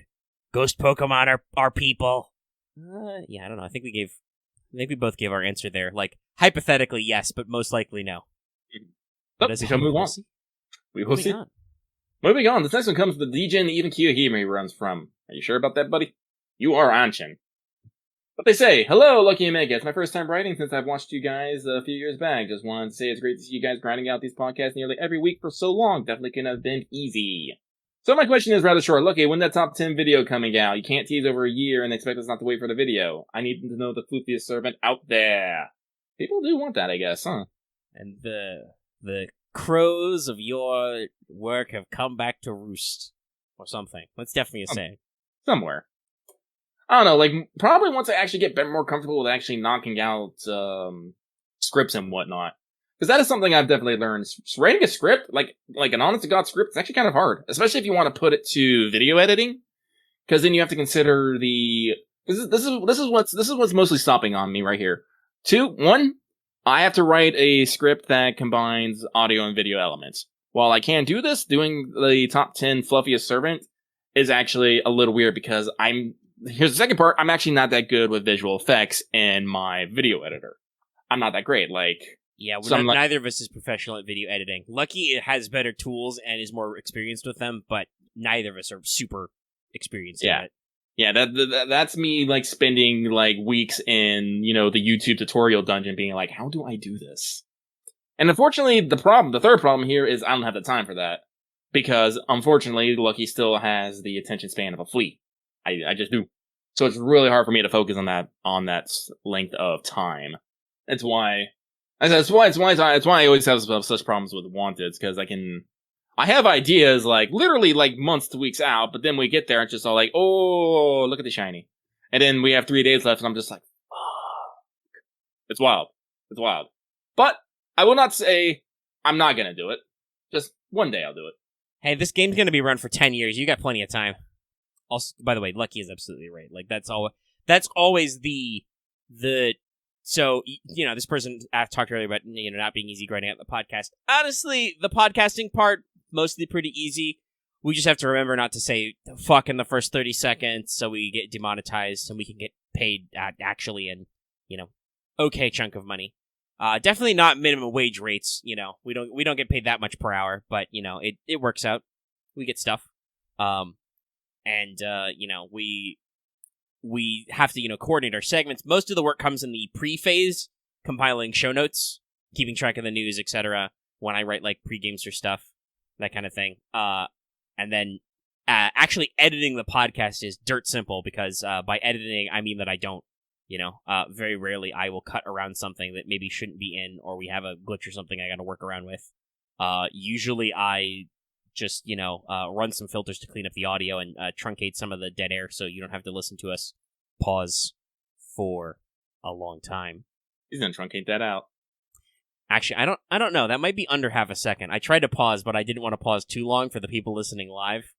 And also for Lucky to go like, Omega, did you die? Is everything okay? He's dead, Jim! That happens sometimes too. We gotta work around the tech diff. But yeah, so like that's actually an easy process. It's just time consuming and resource intensive on my computer.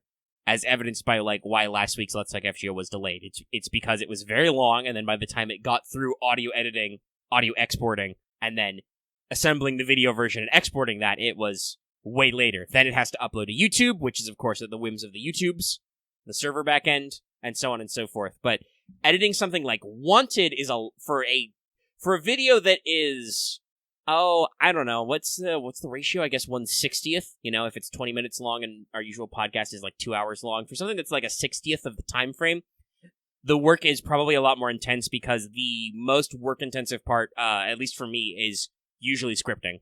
Like, actually sitting down, doing the research, writing the notes, pacing it out, reading over my bullet points, making sure everything lines up and works, editing yourself, kind of that kind of stuff. And then the other half of the hard work is not recording it, though you do need a decent performance. Usually the after part editing is the time-consuming bit. Ah, yes, the times of Ghost Lucky. Those were the days. Like all things, eventually, we fixed it. Eventually. Everything shall be fixed. I would like to report, by the way, Asclepius' smile has been protected while we've been doing this. Yay. The work continues. Eat my children. The great work. So honestly, like, maybe once I get like a couple more wanteds out there, maybe get better at my whole workflow and efficiency. Or you guys watch us enough and pay us enough money, we can find an editor and pay them a reasonable rate. Because I gotta be real, I'm not gonna shortchange anybody to deal with our bullshit. We will get more content out there. So, with that though, we're gonna move on. So the next one comes from Zed, just Zed. They say, comment, well, I got a Morrigan, so I'm pretty lucky all things considered, since now that I have the mother of my beloved Gareth, and I can now just get along with my mother-in-law while I meet my best knight's company. Regardless, I hope Lucky feels better by the time he reads this message. Question 1. This is a quick one for Omega. Do you think that Shiro Emio would be more of a hero player, an Ally of Justice player, or a Noble Knight player if he played Yu-Gi-Oh? First of all, don't put that evil on anybody, Ally of Justice. Go watch Fail Portrayal this week. Second, I don't think Shiro's a big Western comics fan, so it's absolutely Noble Knights, because those are just Arthurian knights, and they literally use the swords, just Konami made the names funny. They used some of the Welsh spellings. And question 2. So it occurred to me today that while we have Voyager, who is a space probe as a servant, then personifications of things like ships can be heroic legends. So going up on that premise, do you think Azure Lane could cross over FGO and not mess with the games don't clash in the reverse magic system rule? I think it would be, since each sheep girl is based upon a real life ship, that this is a story associated with them, that you could even justify them as heroic spirits from that point. That said, I'm sure I haven't thought of some obvious reason it doesn't work. P.S. Swimsuit Gareth win. So, I do want to point out that you gotta remember, that heroic spirits from the Industrial Age on are super weak. We only have like 3 or 4. Yeah, and if they are strong, it's because they're very weird. Like, Voyager has weird existential powers because he is a literal spacecraft. He has gone beyond. He is enveloped. You have to remember, he's in space. Space is the greatest mystery. What is space? We don't fucking know. Like, and his literal noble phantasm is called the Little Blue Dot. I think it just makes the enemy feel the existential dread of being so far away from Earth it's a literal single pixel. I don't know. I'd have to double check. But, some real mind-boggling shit. Like, I think it would be cool. I'm sure that Fate could justify it if they really felt like they wanted to cross over with Azure Lane. But Lucky covered the big one. Modern heroic spirits are usually pretty weak, and as cool as, like, the, USS Enterprise or whatever is, I don't know if any of those ships were, like, so groundbreaking or magnificent that they actually did anything, amazing that would give them, like, Pioneer the Stars or something. Maybe the Philadelphia from the Philadelphia Experiment. Like, your weirdo lore on. Like, honestly, if it was going to be something, it'd probably be like an admiral or a captain, and they would just have the power of said fleet. I think would probably be best. You'd have a Shiki-Con. Commander. I mean, that would probably be Shepard. Rex. Listen, been playing that Mass Effect. Been hearing that one a lot. But yeah, no, like, that would honestly probably be the best, because then you could do like a Jason and you could just tuck extra ship girls in the animations. Again, not that I think that FGO would rush to a crossover. Nah. Not their style. No, but hey, I'm always for more ship girls. Except my dock space. God damn it. Real estate racket. Yamato. If Azure Lane's Yamato doesn't have a wave motion cannon, I'm gonna be super upset. That seems like something that would be fairly easy for Ale to pull off as well. Let's see, what? Yamato would be something in the red class, right? Something in the B. Yeah, it'd be a battle cruiser, battleship. I can't remember. You know, that could be a funny artillery barrage. I basically ended up quitting. That's Nagato. I've ended up pseudo quitting Azure Lane. I'm sure I could get sucked back in, but I haven't logged in a while, and I'm fine. But they could probably do like a back row barrage that, you know, shoots at a giant beam or something. Enemies do it all the time, so they've got the assets. Anyway, moving on. Only got a few left. So, this next one comes from the man who sims Part 8 in search of the red super chat. Super chat time. Hello, dear Lucky and Omega. Happy week and happy rolls. I'm just focused on farming Ember. Does it ever end? Do you have unleveled servants? No, it doesn't. I just want to say Lost Belt 4 has been my favorite thus far. Pepe, Jinako, and Lakshmi Bai still a show. I especially like the thematic point throughout the story about flaws and diversity and how the key to bring down the perfect god was the momentum of lives built by the most flawed failures. After all, even shut-ins deserve to see the sky. Or even Dirty. P.S. God Juna banner destroyed me in a way no other banner has done so before, and Asakoko is no more. Why are we still here? Just to suffer. By the way, happy late birthday, Kaicho. Happy birthday, Kaicho. Salute. Salute. Many people have been celebrating. Mm-hmm. Also, I mean, it's funny, Asakoko no more, but she's still got quite a few collabs. I believe she's scheduled on Holotalk later this week. Oh, yeah, no. No, we still got like a week with her? Yeah, a week or two. I think it's not until sometime in July. Oh, isn't that July? Okay. Oh, that was late I think June. it's like first week in July. It might be late June. I'd have to double check. It'll be sad either way, but got a little bit of time. All good things must end. So, we move on. The next one comes from, would you like to adopt a Chibi Nobu today, sir? They'll probably explode on me. Probably.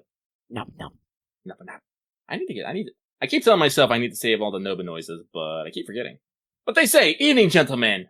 I bonded 10 2 servants today. In one day, Kat and Matahari. As I look at their CE and the detailed text of their Bond CE, it makes me wonder this. What CE detailed text do you enjoy reading the most? I like the Gudaguda and the Talamo fan club personally. Good luck on getting Maho Nobu. Maho Nobu? Magical Girl Nobu? I might need to see this. That's got to be out there somewhere. Internet? It's gotta be. You've heard of Mao Nobu, now get ready for Maho Nobu. So I just want to see. I'm thinking about CE flavor text. Some of them are good. But I don't really know if any of them is super stuck in my mind. I mean, obviously most of the Lost Belt ones make me sad inside, and sometimes sad outside. But other than that, a lot of them are cool. Like I think the classic of the big trio, Formocraft, Invisible Around or Imaginary Around, and Limited Zero Over. Like a lot of those are very interesting and cool in the kind of general perspective. Out of AP. I don't own it yet, but one Bond CE that makes me have feels is KP's, the wedding dress. I'm just like, my heart. That's pretty high level. Yeah. I mean, just because they're leaving the gacha doesn't mean that I don't already own them. Several of them limit broken. Been playing the game for 5 years, guys, and it's been nearly 6. I don't think it's a huge loss if they start peering down those things. Also, they're not removing. Are they removing Formocraft Limited Zero Over and stuff yet? No. They're removing 4 stars so far. Yeah, but we shall move on. So this next one comes from Sakura Squires 07. Yay for Morgan, who says, "Hey, Lucky Omega. Hopefully, better days are ahead for you too. Question: where does Gray fit into the Who Artoria / Morgan family tree? As an incarnation, Artoria is her last name Pendragon or LaFay. Morgan, I hope you feel better very soon in your Okay. Omega, I hope you feel better very soon and get in your scooters soon fixed. And Lucky, may you have more wins in the future." Is this intentional? I don't know. This has got to be intentional. There's no way you could reverse the two. Don't you? Didn't you not preface this by saying it is you? Yes, no, you literally say it's you, because Lucky was sick. This has to be a move, right? This is the paranoia of the audience. You're fucking with me, right? It has to be an intentional. We just read this. We just read Who Read It, X. Anyway, where was we? I know. I'm looking forward to the Gouda 4 pre-game and that Malnobu wanted. Keep up the great work and stay awesome even through the bad days. Well, So- you'll get one of those things right now. Mm-hmm. So, where Gray fits in, spoilers, secrets, and magic. Yeah, I mean, I'm fairly certain some of the details are in case files, which is not in the bits that are not adapted yet, so you should check that out. What I would say is that her last name would not be LeFay because that is not actually Morgan's last name. That is a title. LeFay just means in French of the Fae. Yep. Morgan the Fairy, basically. So yes, presumably, if she is an actual like direct line descendant, she would be descended from the Pendragons through one of the lines. Probably one of Morgan's many children. That is kind of pointed out in Morgan's materials, you know, having so many kids. So, I mean, presume it's from that angle. She did kind of have a sex, drugs, and rock and roll life until she just kind of got sick of it in the Lost Belt. Kind of great. Yeah. Which indicates that Pan-human history Morgan is actually just that, which is very funny. She's the rebellious goth sister. Just think of him. Just put Artoria Lily next to the regular Morgan, and then just figure it out. Which one's the goth sister? You can tell. And then she's upset at Saber Alter for stealing her goth look. Did you go into my closet? So that's what it is. That's what Saber Alter is. It's just Artoria ransacked Morgan's closet and came out. I do believe not that you should necessarily look these up because I believe there are Lost Belt spoilers in them because she is the king. But Morgan's lines and profiles are out, and I do believe she has a line for Saber Alter, which is just like, hold on a minute, what's going on here? Yeah, it's just, you wearing my mascara? Is that my eyeliner? Oh, did they give Salter one too? That'd be cool. So the way that I understand it from reading her profile is that she's just she has gone so far past insanity back into sanity. And she's just done with everything. Yeah, Lost Belt Morgan has been around so long, because we've been talking about the date period. It's still, I think, a little confused about whether or not it's supposed to be like 2,000 years old or not. I think I'll probably wait until I get an exact translation, but people have been going back and forth on that for a while. But she's been ruling her Lost Belt for so long, like most of our Lost Belt kings, that she has completely wrapped around it just like, oh yeah, I tried, being a freak show, but I got bored with that, and now I'm just, functional, which does actually happen to people, complacency and all that. So the actual, like, in-context Morgan should probably be a lot more sinister and out there. Mm-hmm. Yeah, got bored of being crazy is a good way to look at it. So, that is that. We're gonna move on. The next one comes from the Shisho Fanatic, who is all for puns of DPS. I feel like this is a thing, but I don't understand it. I mean, it's all spaced together, so I don't know. It could just be puns of DPS as in tons of DPS? I don't know. Hang on, let me put this into a search bar real quick here. Is this a thing? Meanwhile, I will read ahead in the question, and I will figure out what the fuck they're talking about, because they have technical questions.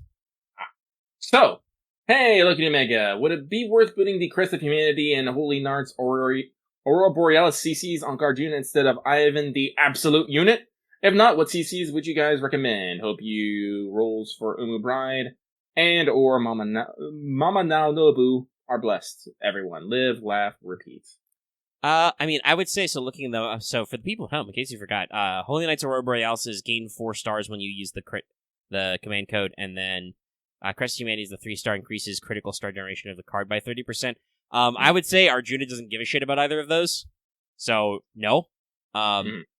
But as for what you recommend, I don't know, whatever you want, whatever makes sense for you. There's a lot of command codes out there, and they have a lot of flexibility. Like, for instance, the 3-star command code that's going to come out with this Gudaguda, actually, I think I'm going to put on Aresh's arts card, because it increases the star weight of that arts card by a lot, and she's only got 1, but it's very important, so I'm like, ooh, that actually might work, Just do what you want to work out with stuff, That is a Big Titty Morgan. I'm going to retweet that. Oh, gee, I have some notifications. I wonder what they're for. Aha, I see you too have found Big Titty. Anyway. Listen, I'm in Art Dump constantly or attempting to moderate, so yes, I retweet a lot of things that show up on our server. We move on. This next... How is what? that Google autocomplete? Sorry, what? I scrolled up in Art Dump to check it out, and I saw somebody made a picture that caught my attention, and I read it. It's apparently a Google autocomplete. I hate it when... space. I'm studying and a velociraptor throws bananas at me.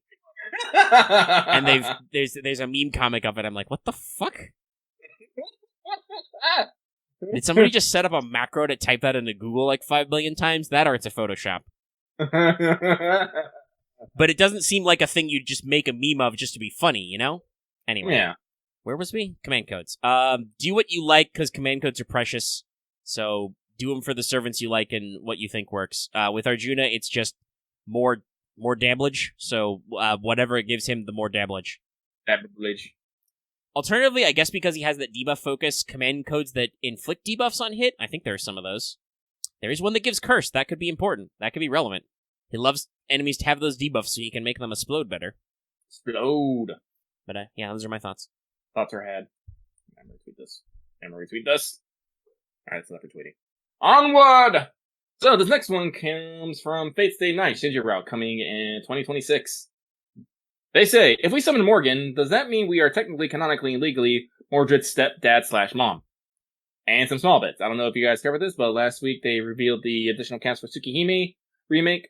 Nita Chris's Valkyrie's VA as Satsuki, Achilles' VA as Inui, and Mama Raiko's VA, of all people, Aozaki Aoko. I mean, I wouldn't say of all people. Actors have range. Also, bold statement on Nitocrast/Valkyrie. Those are three voice actresses. Thank you very much. And no, we did not cover it because Tsukihime is kind of a big for us right now. It's cool though. As for your initial question, Lucky, did you have some more on the small bits? Yeah, I was about to say on the small bits. Yeah, they did come out with the Type Moon Volume 2 last week, so they had quite a bit of content, but I didn't necessarily feel like... Yeah. You can look up your own translation. So on the initial question, I mean, so that last bit, no. Summoning Morgan and having say, you are now my wife/husband. And yes, by the way, in case we didn't cover that firmly enough last week, that is yes, depending on the player gender, she declares you her spouse. I believe it is translated two different ways, so it's entirely possible that she does have completely separate voice lines. Uses different grammar. Mm-hmm. No, that's not legally binding, but for those other stuff, sure, go with whatever you want. Also, funnily enough, many people have pointed out that Summonable Morgan does have a line for Mordred, and it's probably the only time Morgan has ever given Mordred praise. Her line is basically just like, wait, I succeeded with something like that in Panhuman history? Because it is a technical success. I don't think Mordred has a response line recorded, but that could just be because her voice actress hasn't been in. This is important to keep track of people, talking about VAs. Gotta have them in for them to do work. Mm-hmm. Yeah. Give me 1 second here. No problem. Currently, I've stretched one of my legs, and I'm stretching my ankle a little bit, because we've been sitting for 1 hour, 44 minutes, and 23 seconds. Oh, very well done. Alright. But we've only got 2 left, so. Oh, we do? Okay, nice. Yep. Unless I've missed one, but I don't think so. I refreshed. So, then, this next one comes from a hunter tired of Doman Simps saying he did nothing wrong. He did many things wrong. He did many things wrong, but... You can still like him, but... Yeah. He definitely did some things wrong. Remember, your waifu is evil. Very... I don't think there's a person in this game who has not murdered someone. Oh wait, I'll take that back. I think Nightingale probably, but Nightingale's weird because then they gave her berserker powers. Nightingale is not afraid to kill you so she can heal you. Yeah, actually, now that I think about it, I think everyone else in this game has probably killed or have done some sort of sabotage tomfoolery that was not well liked upon by somebody. This is also, like the ethical consumption question. Actually, no, that reminds me, I did actually fucking watch OSP's fucking Medea, and that was a wild trip.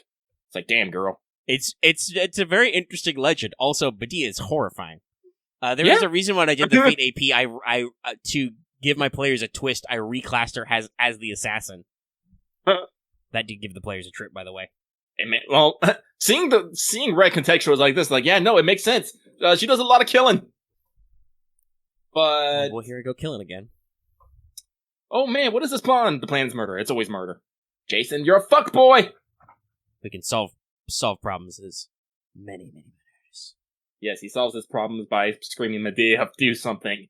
So... This is the problem with being a divine favorite hero. You help nice a Hera pretending to be a little old lady cross a river. And suddenly, the gods are out there to solve all your problems. It really fucks with your sense of self-worth. Sky parents, help! And then sometimes Zeus is just like, nah, dude, you're on your own. Or fuck you, you killed you killed your family, get lost for 20 years. Whee! Many other things. Hades picks up a phone.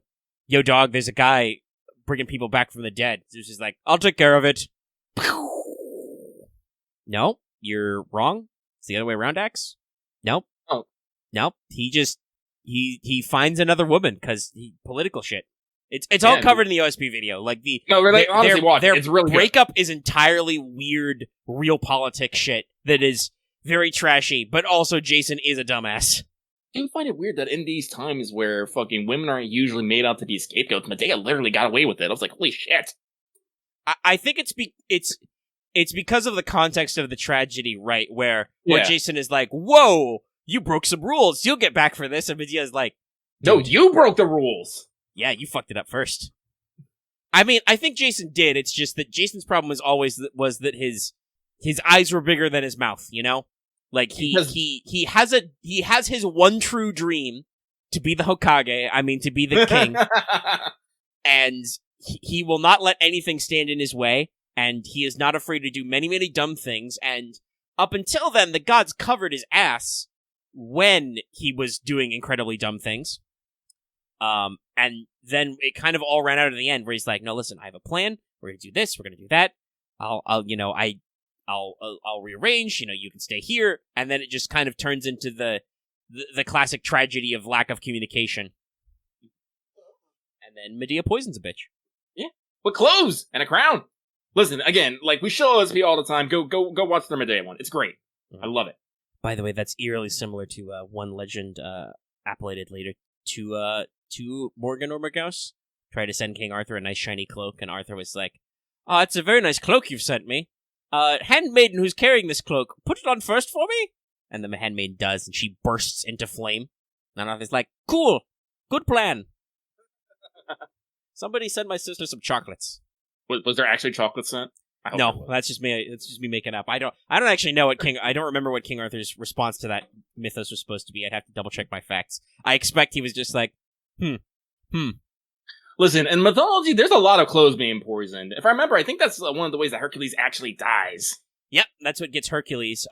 This is actually related there's an OSP video on Hercules you can get the short version on, but you know how Herc has those sweet Hydra blood arrows?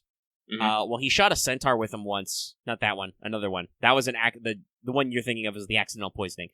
He shot a centaur with a Hydra blood arrow, and the centaur was like, "Oh, this sucks. Hey, Heracles' wife, come here. Are you sure your husband will never leave you? Anyway, you should take out my blood just in case and turn it into a potion. And if he ever tries to leave you, put my blood potion on his shirt, and he'll love you forever." And then there was a moment when Herc was gonna, because he was married like 3 times, and then his wife is like, I'll do it, and she pours the centaur Hydra blood on his shirt, and when he puts on the shirt, he's like, the pain. I die now. Bleh. I think he doesn't die right away. He's like, okay, I'm definitely going to die. I'm gonna need you to build me a funeral pyre. Okay, thanks, die. And he jumps in the flames, and it burns off all his mortal bits, and he becomes a god, because Herc is super cool, guys. He is the Superman of Greece, literally. It's very interesting how they did this is something I learned about through OSP to shill read some more, but talking about like the zodiac signs, a lot of those got appellated to the labors of Hercules because the zodiac signs were not original to Greece. They were probably imported from the Middle East, much like Aphrodite was technically. So like it's interesting that they appellated all those to one of their great culture heroes, Heracles, and like gave him a huge legend of time Herc did cool stuff. He did a lot of cool stuff. He's honestly Herc is a mostly okay dude. Occasionally, Hera makes him fly into a rage and kill his whole family, but that's not really his fault. I mean, Zeus can never keep it in his pants. Ever. Listen, Hera's pretty cool, except when Zeus and his libido is involved. And because she can't bonk Zeus, she has to get mad at mortals. Like, it's very petty of her, but it's not like she has any other rules she can do, you know? Mm-hmm. Yeah. Also, it's like, to bring this back around to Jason and the Argonauts, I think that is one of the few times that Hera is shown being very proactively involved because Jason is from like one of her favorite cities, and up until the whole breaking his marriage vows to Medea thing, Hera has his back pretty strongly, even cottoning some of the other gods to help him out. Oathbreaker. Literal. She is the goddess of marriage. It's kind of important. Mm-hmm. Also, Hades DLC where we add the remaining Olympians win. Boons are cool, guys. Anyway. I should probably play more Hades. Anyway, we tangented on the matters of Greece quite a bit here, so let's move on. It's okay. This last one's not a question, so... Oh, wait, we never actually ever fucking got to the question because we talked about evil and just went from there. Oh, yeah, that's right. I think we just did that on the aliens. Okay, wait, so we do have technically 2 left. So, I hope you got Usurping Omega and Tree Cutter Cody have had fun in India, where we had demons, the most literal existential crisis scene yet, and more damn demons. I hope this week has gone well and got to rolls even better, but I gotta ask, out of what you've seen in NA, what is your favorite Doman moment? If you have one, I won't blame you if you don't. Easily, the one where he gets his ass kicked. Yeah, I was about to say, the one where he turns into stone and blows away. Good job, Doman. Like, get out of here. Doman, by the way, an alter ego, a literal alter ego, got dunked on by a doctor, a dead doctor. A dead Dr. Caster. Get dunked on, son. Also, I mean, as of the time you've asked this question, I don't think we've rolled a gacha in a whole week. Lucky, do you have a Nero Bride? I do. Yeah, thought so. I got one on the last GSSR, so we're both good there. We don't need any more. Mine's actually fully leveled, and I think it's what 666. I think she's 666. I do believe mine is leveled. I do not remember what her skills are like right now. Saber skill gems are very weird for me for a long time. I have to double check. Before LB4 I did a round of skill upping. I may have to do some more skill upping for this event thing. We'll talk about bonus servants in a second. Now we have that last one though. Robin, I'm sorry.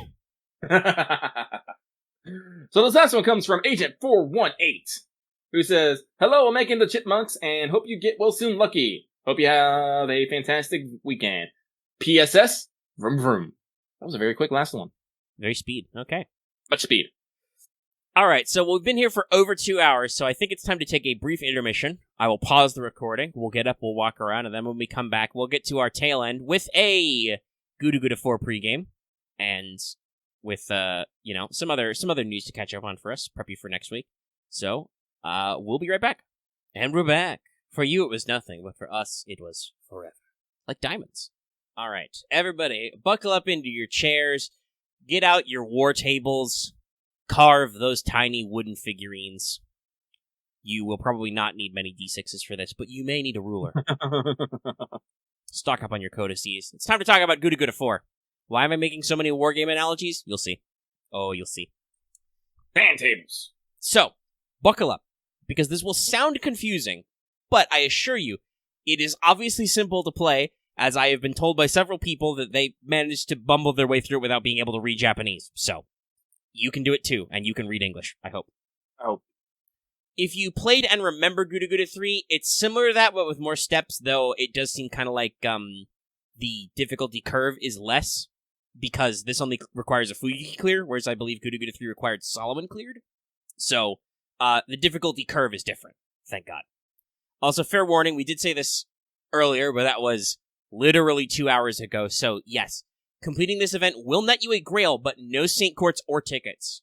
This is pretty rare, but they're just not in the event. Story nodes usually give you CE XPs or other plot-related shit. And there's not really a point ladder, per se. Nor is there necessarily missions. It's weird. Also, want to throw this out there, this is a 2-part event. So, after completing the first part, you need to wait for the second. There will be a time gate. Luckily, you do get a decent amount of stuff in the front half part, and then you can do the second half. So, at the start of the event, you will obtain your temporary Kagetora. That's after just doing the first quest. And to get your permanent one, you need to clear the epilogue of part 1, as far as I can tell. Somebody in chat can confirm or deny for me, but I believe that's the pacing of it. Because I see that there are main quests after the epilogue quest where you get her. Also, would like to remind you that you get double EXP for her during this time, and the half AP dailies will be going on simultaneously for a bit. So, consider grinding. It's very cheap. You won't lose that much time. You've got 2 weeks. So, the short version is that you will basically be conquering Japan. The world map is Japan. You will need to complete territory control quests, just like Gudaguda 3, to expand your domain, as they call it, and unlock the main quests. You unlock the main quest, you do that other stuff, yeah. Yes, I've heard this analogy before. I didn't include it in my notes because that might be obscure, but if you are familiar with the Nobunaga's Ambition series... Yeah, I was about to mention that. Yes, this event is very much that. Okay. Like a very heavily inspired by that direction. So yes, that is a good way to think of it if you are familiar. But you're going to conquer all of Japan. When you complete territory control quests, you will expand your domain. This will unlock main quests and other side quests you can do, more free quests, etc., to complete the event and do more. Also, completing territory control quests is where those command codes are, and these command codes are cool. Yes, several people played the Pokemon version as well. So, the larger your domain, the more your supply production will increase. That's right. Anari marches on its supplies. So, completing quests will give you event items and QP. Yes, QP is pseudo-farmable in this event. Based on your production, this in turn can be used to unlock further quests and help you expand more. My basic understanding is from the guides and looking at the event announcement is, say for instance your production is like, when you complete a quest you get 5, rations. You can then spend 5 rations to attempt or perform a territory control quest, etc., etc. And as you complete quests, you get more supply. You also increase your production, so you get more supplies. A little bit like how building certain things in some other previous events have helped you gain more things. So a little bit, maybe perhaps like the Chocolate Factory one, but obviously with a much more compressed scale and not a direct point system. This is all, resource farming based, which is very interesting. I actually think this style of event's pretty cool, though it does require a decent amount of look and brain think. Another major feature is acquiring retainers. These retainers are special story support NPCs. Some of them are given to you automatically by completing main quests. Others require you to unlock and then complete specific recruitment quests to obtain them. So you're looking at people like Kiposhi Oda, Okita, the various regulars you'll see in the bonus list hanging around. Now, these retainers are important because in certain quests, some of them will be labeled as best fit. That is the translation given us by the actual announcement article on, FateGoUSA.com. So, these best fit story supports are usable in certain quests, and when you use them in that quest, they have special buffs to make things easier. Some of these buffs are really good. For instance, if story support coup is your best fit, he will give your units 5 turns of 5 times or 5 turns of evade, and then 5 times of guts. It's pretty wild. Jesus. That's pretty wild. Yeah, so these buffs are pretty chunky. You only get these buffs when they are the best fit, though. They only apply to certain quests. But obviously, this means that they can give you quests that are hard or almost impossible to do if you don't have the right retainers to kind of force you to work and navigate the event in certain ways. As a basic rule of thumb... Sorry, go ahead, Lucky.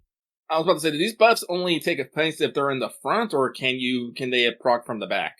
I believe they have to be in the front line, but they do. Most of them do apply to everybody. Okay.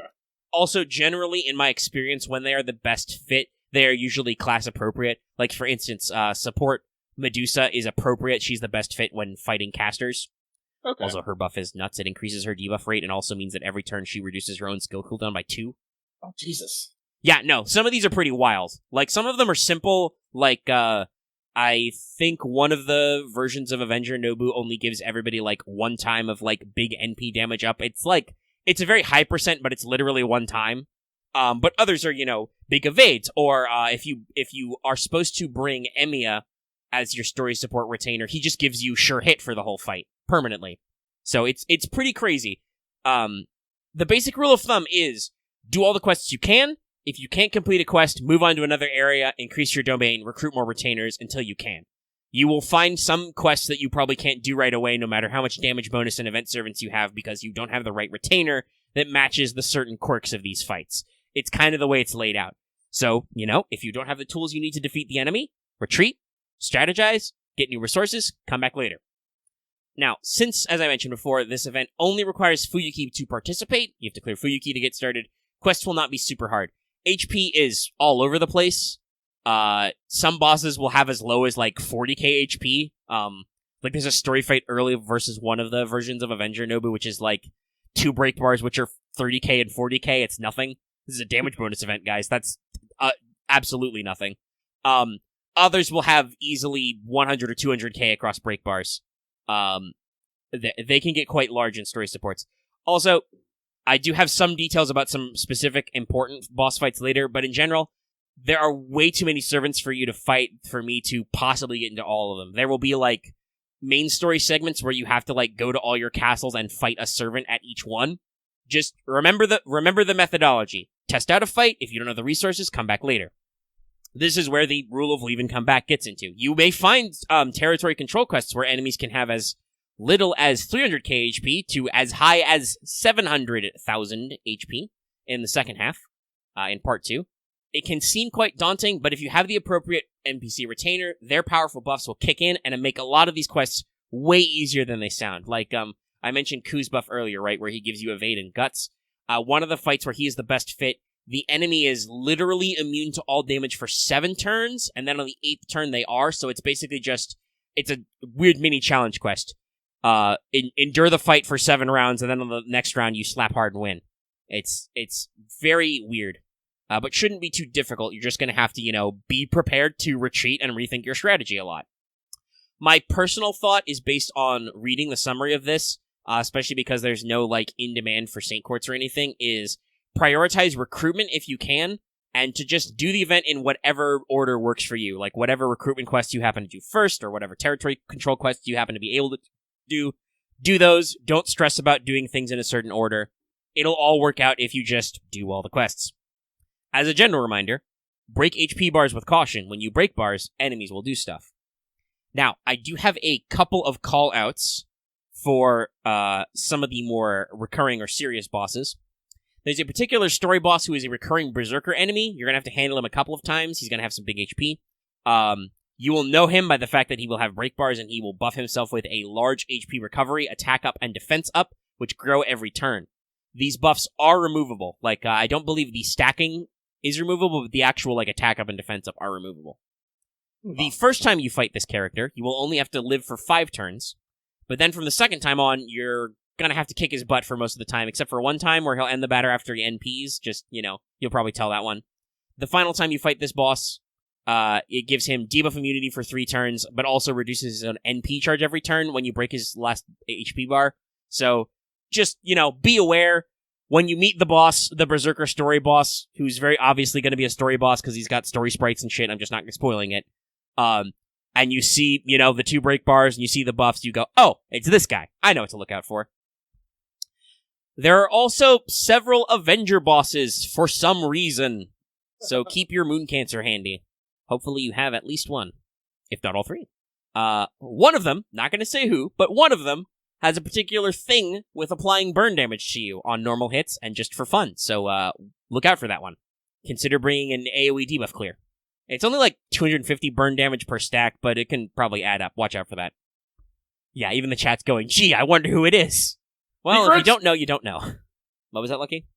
Secrets! Yeah, secrets and lies. Yeah, Summer BB is immune to burn, which is very funny. So, part 1's final boss is an archer. So, Kagetora will work wonders. Make sure you've gotten your bits. You should be able to get the extra Ascension mats through clearing the recruitment quests, I believe, or it's either territory control. Let me double check really quick. You will get your extra copies in the part 2 of the story. But let me see. But the Gudaguda Final Hanoji... Let me check the quest drops, if they've got them in this wiki. Let me go to the other one. Well, you'll have to find out. We don't know what that character you're referencing does, chat. Actually, why am I going to the wiki? Somebody's posted the event guide already. I can just look at that to double check myself. Ascension items are... Yeah, okay, so you do territory control quests to get your Ascension items as well. So that should mean that assuming those aren't in part 2, you should be able to fully ascend your Kagetora by the time you can get her permanent and then get her extra NP copies. So it's very important for the final boss there, because the final boss has an AoE NP, which gives you defense down. It also heals 20k HP per turn and has 3 break bars. On its first break bar, it will charge its NP gauge to full, but then give itself attack down. And then its second break bar, it'll give you itself evasion chance for 3 turns. One of its skills can strip your buff, so watch out for this one. But you should be able to thump them pretty good, because you've got the tools, being an archer. Part 2's final boss is an alter ego, who is very simple. They just have a big chunky 3 HP bars, And they increase their critical rate and their crit damage on the break. It's pretty simple. Bring Berserkers, I guess, or just count on neutral damage? I don't know. You can probably just bring Knight's class and suck it up, you know? That's my best tactical look there, because there are quite a few quests you gotta watch out for, but you should be able to punch through some stuff. Luckily, recruitment quests are on the low end of difficulty, though there is one I do want to point out. There's no tactical warning here, just to recruit NPC Sitonai, you have to fight both Sitonai and Herc, so watch out for that combo, because Sitonai will punish foreigners you bring to deal with Herc, and then Herc will punish everybody else. So look out for that one. And most nodes, and in particular all free quests, are mono class. Thank God. Not even usually mixing Berserkers on there. There's a couple of like story and territory quest nodes where you have to fight like a saber type big Nobu and like 2 like archer little Nobus. Hopefully not too much problem, but for farming, it's all mono class. Now, completing your free quests will net you shop currency and apples, of course. And currency is important because in the store is a damage CE. This will chew through some of that higher HP content. It is plus 100% damage normally, max limit break 200%. There are only 4 copies in the store because somebody on the dev team hates you. As far as I can tell, the 5th copy is not available anywhere. Just enjoy RNG. Thanks, guys. Thanks for playing. Please come again tomorrow. I'm a little annoyed. There's like 4 extra kinds of quests in this quest, and they can't give me a 5th CE in somewhere. It's very painful. But also, you guys know you love to hear it. Let's also say what else is in the shop. The shop contains the usual EXPs and foes, but also bones, void dust, rings, cores, lamps, gears, gallstones, bloodstone tears, grease, and archer, rider, and berserker statues, a couple of code removers, and some CE EXPs. You can also exchange currency for more supplies and convert supplies. So if you've got too much of one kind and not enough of another, you can swap them around.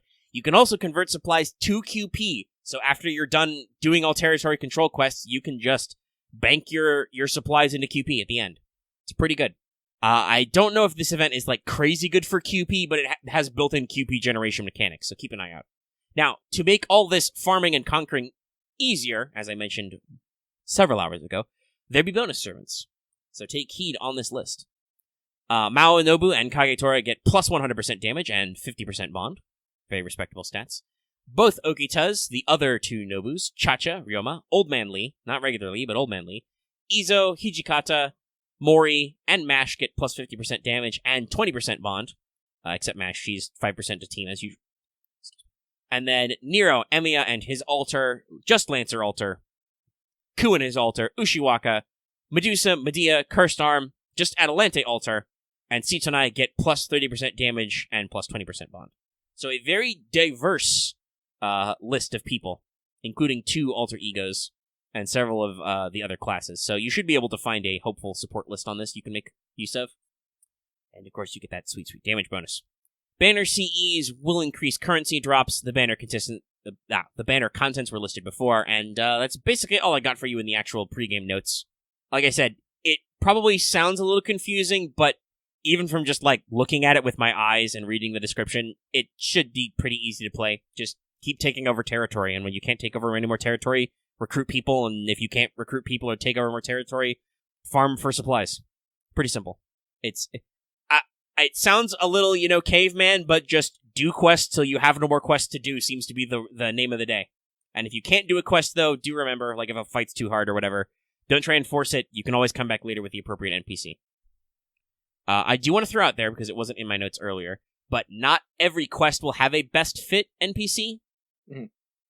So, and sometimes you can pick multiple NPCs that are of your story support retainers, so the game should warn you, like it shows the graphic on the main website announcement. There will literally be a big red, well, not big because it's on your phone, but there'll be a red label on the server that says best fit, so you'll know when there's a best fit. And if you don't see a best fit, you shouldn't necessarily freak out, but if you see a best fit, you should fucking use your best fit, unless you're, like, deliberately challenge questing yourself. Speaking of which, there is a challenge quest out there. It seems very hard. Challenge quests are, your own thing. You're on your own if you're doing challenge quests, kids. You just need to know that it exists. The only thing I will point out is that the challenge quest specifically, like a lot of challenge quests, needs you to clear Solomon to do, whereas the event itself just requires you to clear Fuyuki.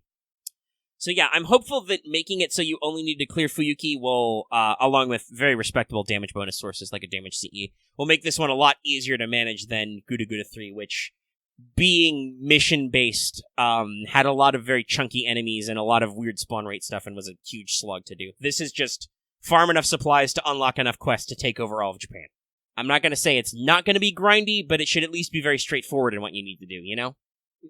And like I said, I'm actually quite surprised and glad that you can just convert store currency into supplies for story currency, basically, which is pretty cool. Actually, that reminds me. Do they have the pre-setup for support setups on Fashion War? I don't know. I haven't checked. If they do, I should switch in mine. It's only 3 days away. Yep, they have the upcoming event. Okay, So... after I've charged up my phone, I will definitely do that, because I've got plenty of servants who slot in there. Nobu, it's your time. Also, yes, I mean, I expect with his sheer bunkus damage numbers, Arjuna Alter will probably be very well used on challenge quests. I will not necessarily advocate, though, putting Arjuna Alters on your event support setups. I mean, I guess it is just damage bonus. A fully leveled Arjuna might be worth it.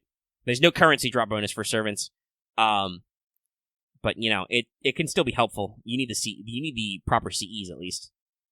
And I personally, I am going to be hunting those cores and those statues, because I have been ascending a fuck ton of servants lately. I'm starting to run out of statues. I think I'm down to, like, 60 or 50 in some of my silver statues, which is a little scary considering, like, it's been a long time since I've been cock-blocked by not having statues. Oh, yeah. Well, we do have a diverse list, but we still only have one caster, I just realized. Yes, I believe... Let me see. Yeah, you got a couple alter egos, but I think Medea is your only caster? Yeah. That is unfortunate. You do have several berserkers, a lot of berserkers, actually. Mm-hmm. But yeah, so I better see those smiling Medeas. I believe Medea's funny haha Gudaguda nickname is Shop Owner Medea. I wonder if she actually runs the event shop. I hope so. I hope she does. I would love to have some Medea lines. Listen, is her item creation just A or EX? I forget. I believe it's A.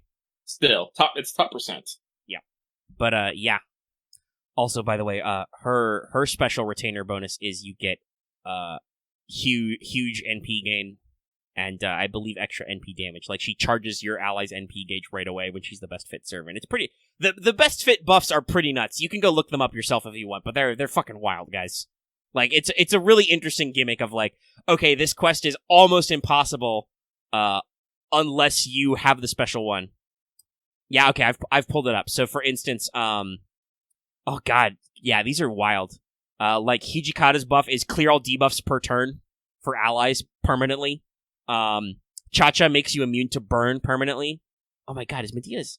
Okay, it's 10 turns, but Medea's effect is she gives you 50% NP gauge per turn and increases NP damage for 10 turns. Jesus! It's pretty wild. It's like, alright, hope you're ready to fire that NP. Cursed Arm is instant death resistance down to enemies and chance to insta-kill when attacking. Like, some of them, like I said, they're very mild. Like, Mori Nagayoshi just gives you damage plus. Seasonai just gives enemies critical down, but they can all be useful.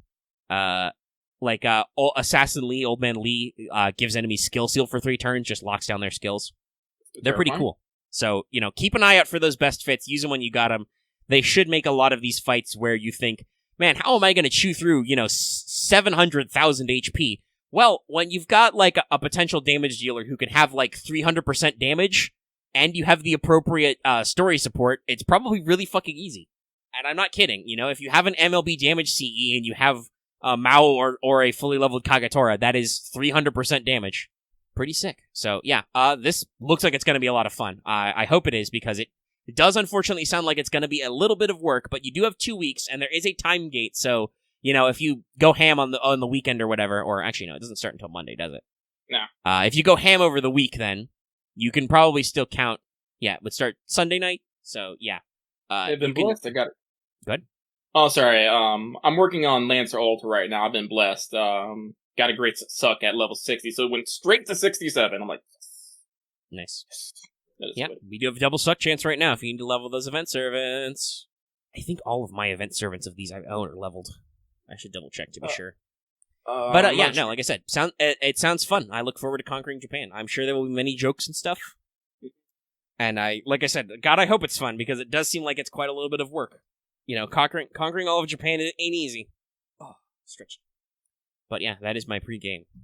I hope you have found it informative. I tried to with a couple of the bossy boos to make sure to get out there and get some extra tactical information, because I know we talked about that. The only other thing I have for our show today, other than obviously wildly predicting what may or may not happen in the future, is, because it is the 18th, that means our monthly polls have locked in, so I do want to go check out what won those, so we can talk about what will happen. Yeah, we've got a slightly lopsided month. It would be next week's show. So, winning Teacher Mega Sensei's temporary return. 23 votes. 23 votes. Okay, so that's the same amount of votes for both. I think that's still not as many patrons as we have in the level who can vote, but, they got the same amount of votes. What won Teacher Mega Sensei is What is Happening in Fate Prisma. So we will talk a little bit about the mechanics of Prisma as far as we understand them, and may or may not wibbly-wobbly about, spoilers and stuff. But we can talk about some of the hypotheticals here. And at the very least, we can explain to you what the plot is supposed to be about, in case you're curious yourself. And then... yeah, that did not move. The result of Fanservice Friday was that Black Knight did win. But wow, not by a proper majority, though. 48%. Lananshi was the big chase there on 35%. Alright, so we'll probably do that next time. Okay. We'll get to it eventually. I'm slightly ashamed that, because I had to do a lot of research for Sir Dagonet. That guy only got 4%, but I'll get you back for that, audience. I'll get my revenge. Should I? No, I'm gonna do the actual thing next week. I'll tell you what next month's theme is. Then, I am prepared. But yeah, that's the stuff. Let's see. Do we have anything else to go over? I do not believe so. We don't have, as far as we can tell, there is not currently any of the Japan Points news. Yeah, no. There may or may not be some news. I would expect by next week they have to have announced whatever they're going to do to fill the gap before the second half of Lost Belt 6 is ready, Yeah. Like, either we're getting, one event, or we're getting a couple small events. That's... Yeah. They could do some DL campaigns. It has been since February, I believe. It was an Arthur raid-up, I think. Mm-hmm. So, they could bring some things back. It would be... I expect Castor Artoria would probably be the best, but they could probably work around a story banner as well. There's a wealth of things they could do. We could get new interludes. We could do a rank up quest series again. Rank ups are never not wanted. There's a great many things we could figure out. Yeah, actually, that's another thing I brought up. Arjuna Alter, I think, in terms of a raw download event potential, that would probably be a great choice, because it's been literally 2 years since he's had a raid up. Because this is his only raid up, the one we're in right now that's finishing. Yeah, we've been Gramps pretty hard. So that would be a pretty solid chance to, bring him back in the gap, shake him up there. That might be a little awkward to compare him directly to another SSR Berserker just released, but, he does need the raid up. People should get their chances. Yeah. And, a million downloads event would give you plenty of time for half AP, grind some stuff out, you can do some quality of life updates, the whole works. I don't know if we've got any real stuff queued up now. Okay, excuse me, sorry. I scrolled up in our news desk. No, we haven't had stuff queued up. They probably will have some kind of monthly, game update with stuff. But yeah, we'll see what happens with JP. I am sure they will give us some news by next week sometime. Did Ryan's Curtis get one? I think he might have. I'm fairly certain Super Ryan did. I mean, it's not like Arjuna Alter's not in literally every GSSR, for the next couple of years. But yeah, he hasn't had a proper raid up banner in forever. It's kind of a shame. They used to do rotating story banners, but I think ever since we had so many story chapters, it kind of got too awkward to do at Anniversary. Yeah. You would need, because back in the day, for the first couple of years of FGO, you could just be like, oh, we rotate 1 day a week, one for each 7 singularity, or oh, we can rotate through 3 singularities. But now it's, you got singularities, lost belts, the whole works. It's a real pain in the dick. Occasionally we remember Epic of Remnant exists. But we'll see. Next week for us, though, definitely on our show, we will have our first impressions of the Gudaguda. You can find out what happened to my 400-ish Saint Courts. The huge. I'm kind of scared. If it goes too well, that's going to be a very bad sign for Anniversary. You never know. I think we'll have gotten the 10 tickets by the time the banner drops, or is it at the same time? I'm a day behind, so I probably won't, but might be for the best. We'll see how it shakes out. Like I said, we will definitely do that Teach Me topic we were talking about, and we can throw in the Fan Servant Friday as well. And other than that, I think that's everything from us. So let's just go on and get on out of here. I'm sorry this show's only 2.5 hours long, but they can't all be bangers. Also, that's a lie. This episode is absolutely a banger. I think so. It had unlimited mailbag, unlimited text sack, unlimited parcel pack. Ooh, that's alliterative. That's funny. All right, but it's getting late, and I do have to edit this sometimes. So, if we have nothing else to say, as I stretch, we shall bid you adieu. Perpetual Parcel Pack. It's even better. We got another P in there. I'm great at alliteration. Yes, I've already. You weren't here when I said it, Robin, but you'll know I already said sorry to you once.